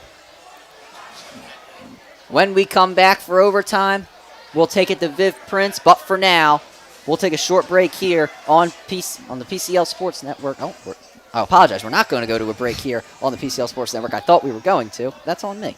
But anyway, we'll keep it going here. Anthony, this has been an incredible game. Wow, yeah, and what I was trying to signal was no Viv sideline hit. Oh. Because she already, we didn't expect this to go to overtime, Ryan. This is true. She does not have her mic. So we will keep it here. And overtime, as we know, the way it works, Ryan, very similar to college style. A couple games I can think of that we've seen go to overtime. 2 years ago, St. Joseph's Prep versus LaSalle, a 4-overtime game ended on a Philly special. Joey O'Brien throwing that one 2 years ago. The Prep beat Roman Catholic in double overtime. We see it occasionally, and just wow, what a moment here. I apologize to Viv. I thought that we were going to her in overtime. I actually am sorry for that. I was excited to hear what Viv had to say. That's my fault. This is our first one. You know, we're you working all through can it. hear on Instagram post game with her post game And you know, interviews with the winning team. It's all right. First time, we're working through it. We're gonna work through it. I had a bad quote earlier, and I don't want to bring that up again. You know, but we're just getting ready for Nashville. That's Ryan and true. I will be on the That's mic on WSJP Friday night in beautiful Brentwood, Tennessee. St. Joe's Prep taking on Brentwood Academy. Then PCLSN, you know, we work with a bunch of the other outlets. we in both the work for PCL. WSJP. WSJP, Bob Long Sports, Devon Prep has their broadcast. Carroll as Sports well. Media. Carroll Sports Media. That's Eagle another Eye one. Network over at Egan. There are so many that the PCL Sports Network continue to work with over here, and obviously a big thanks to our partners over at SFBN for making sure that we could get this game live to you from Northeast High School. And if this game wasn't brought to you live here by PCLSN and SFBN, you'd be missing out on a good one. Yeah, and huge shout out to our producer Noah Foxon, our cameraman Carl Muth, down on the sidelines Viv Prince and Lola Westfield, Gavin Reed and Albus Filho taking photos downstairs as well. What a crew we have today. What a game we've had today. And just so everyone knows the rules, starting at the 10-yard line, Ryan. Yep. No game clock. You get one timeout per period, and one side of the field is used for both here. Right. This is true. So both teams will send their captains out. It will be Scott for Archbishop Ryan, and for Father Judge it will be Izzy, Hunter, and McAlpine. And we'll see who gets the ball first. Obviously, I thought we had ref mics earlier. We obviously did not. So we're not going to be able to hear that. So we will see in a few moments who has the ball. We don't have the high-tech setup they have at the link. No. Unfortunately not. It's okay, though. It's all right. It is. We enjoy our... We're doing great here. We do. We have a monitor. I'm not used to having a monitor in front of me. Shout out to SFBN for that. Shout out. We got our replays. Doing a little bit new stuff with the notes and all that. New it's stuff a new with the year. notes. It's my senior year. New year, new Ryan. No, we're not saying that. We're not saying that. Nonetheless, Archbishop Ryan and their offense looks to be the ones going out on the field first. Yes, they will. To be frank, I don't think we can get a new Ryan because Ryan Sullivan is Ryan Sullivan. Will always be Ryan Sullivan. Oh, thank you, Sorgi. I have to mention water's being handed down from the stands to the Father Judge bench. Oh, that's cool. You know what? That's support you want to see. Yeah. A guy in a Ryan shirt doing it nonetheless. And by the way, shout out to our athletic directors today, Mr. Tom Coyle, Coach Joe Zaglinski, for making this happen. Both great leaders of their athletic departments, and to the coaches for letting us broadcast this awesome atmosphere. Mixed up my words a little bit there. And super excited to see this upcoming incredible overtime 5th period of football. This is how you want to start off the PCL season. Our camera is having some technical difficulties, so beware of that, folks. But we're figuring it all out as we go. Still get great coverage here, great commentary here on PCLSN, presented by SFBN. Scott fakes the handoff, gets out of the pocket, has Williams open in the end zone, and he gets it to him, but it was incomplete. The ball hit the ground. So close, but yet so far away. Wow. Williams started to celebrate, but little did he know that the ball hit the ground, incomplete. 2nd down now. And the camera's back. There we go. Yeah, we're back. We're all good here. Back and better than ever. We're all good. Nobody missed anything. Wasn't a touchdown. It's going to make a great highlight tape for Instagram. This is going to make a great highlight tape for Instagram.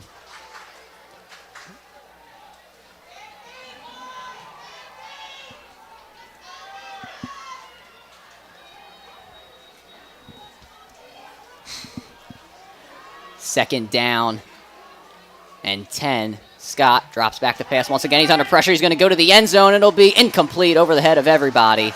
Only if that was intercepted, that would have created quite the moment.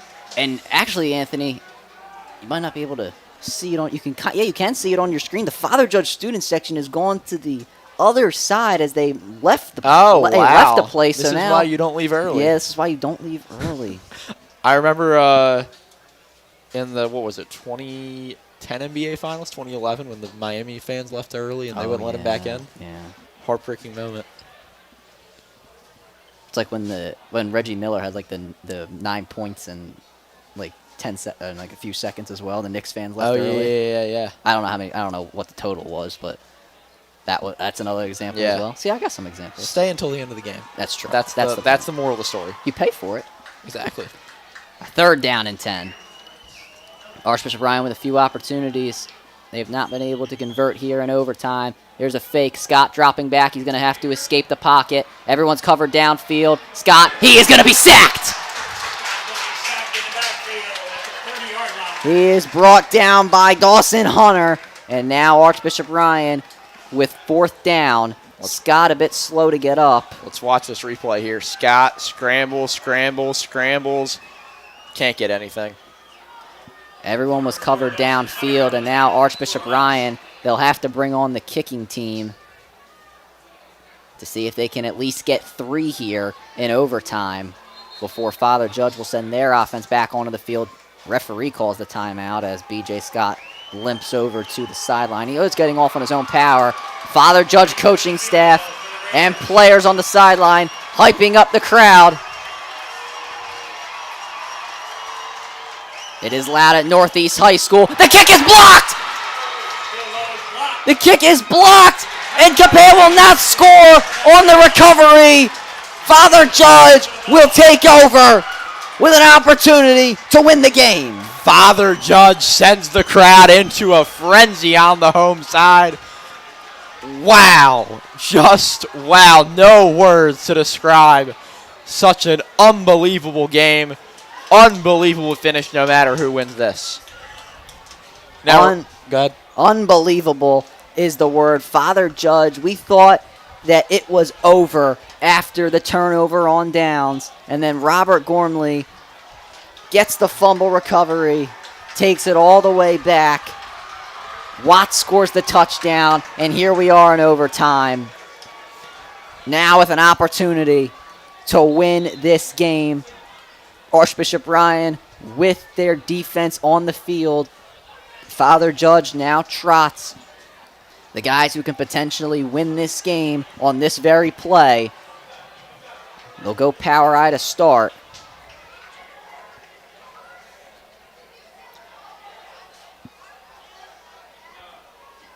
Gormley in the back, and that's who they'll give it to. He's been the man today, and he'll just get a few yards there on 1st down, just actually about a yard only.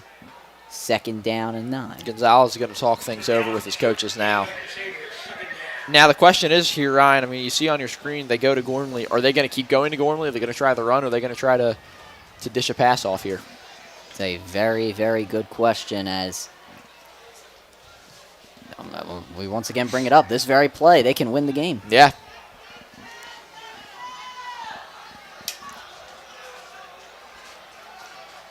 So here we go. Sideline telling this Father Judge side to calm down. Got to be quiet. Let the offense work. Gonzalez under center again. Tosses it to Gormley. Has an open gap. Brought down at about the 5-yard line. 3rd down, 5 yards to go. This is a very, very high pressure moment here for Judge. And it actually looks like Father Judge, I thought they were about to actually send the kicking team in, and they actually will here. They will, and I don't actually hate this decision because of the fact that you get 2 downs to do it. So Schmanik coming on here.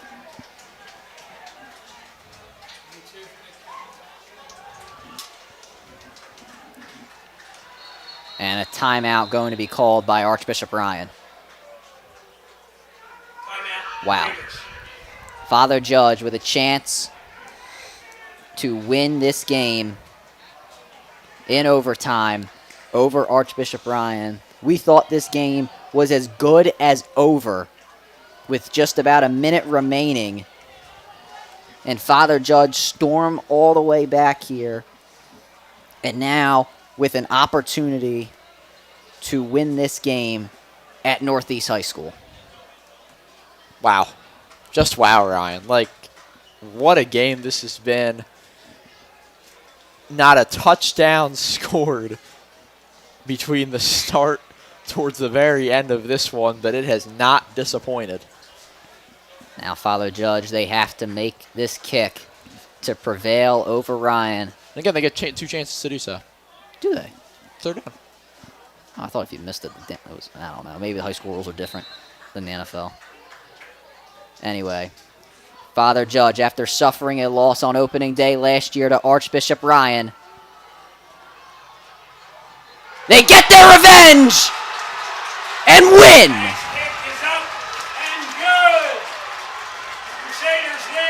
Father Judge storms back. The improbable, the impossible happens, and the Crusaders come out on top. I think impossible is literally the word. If you had to make a percentage of what Father Judge was going to win this game after that turnover on downs, I would say it would be 0.1%.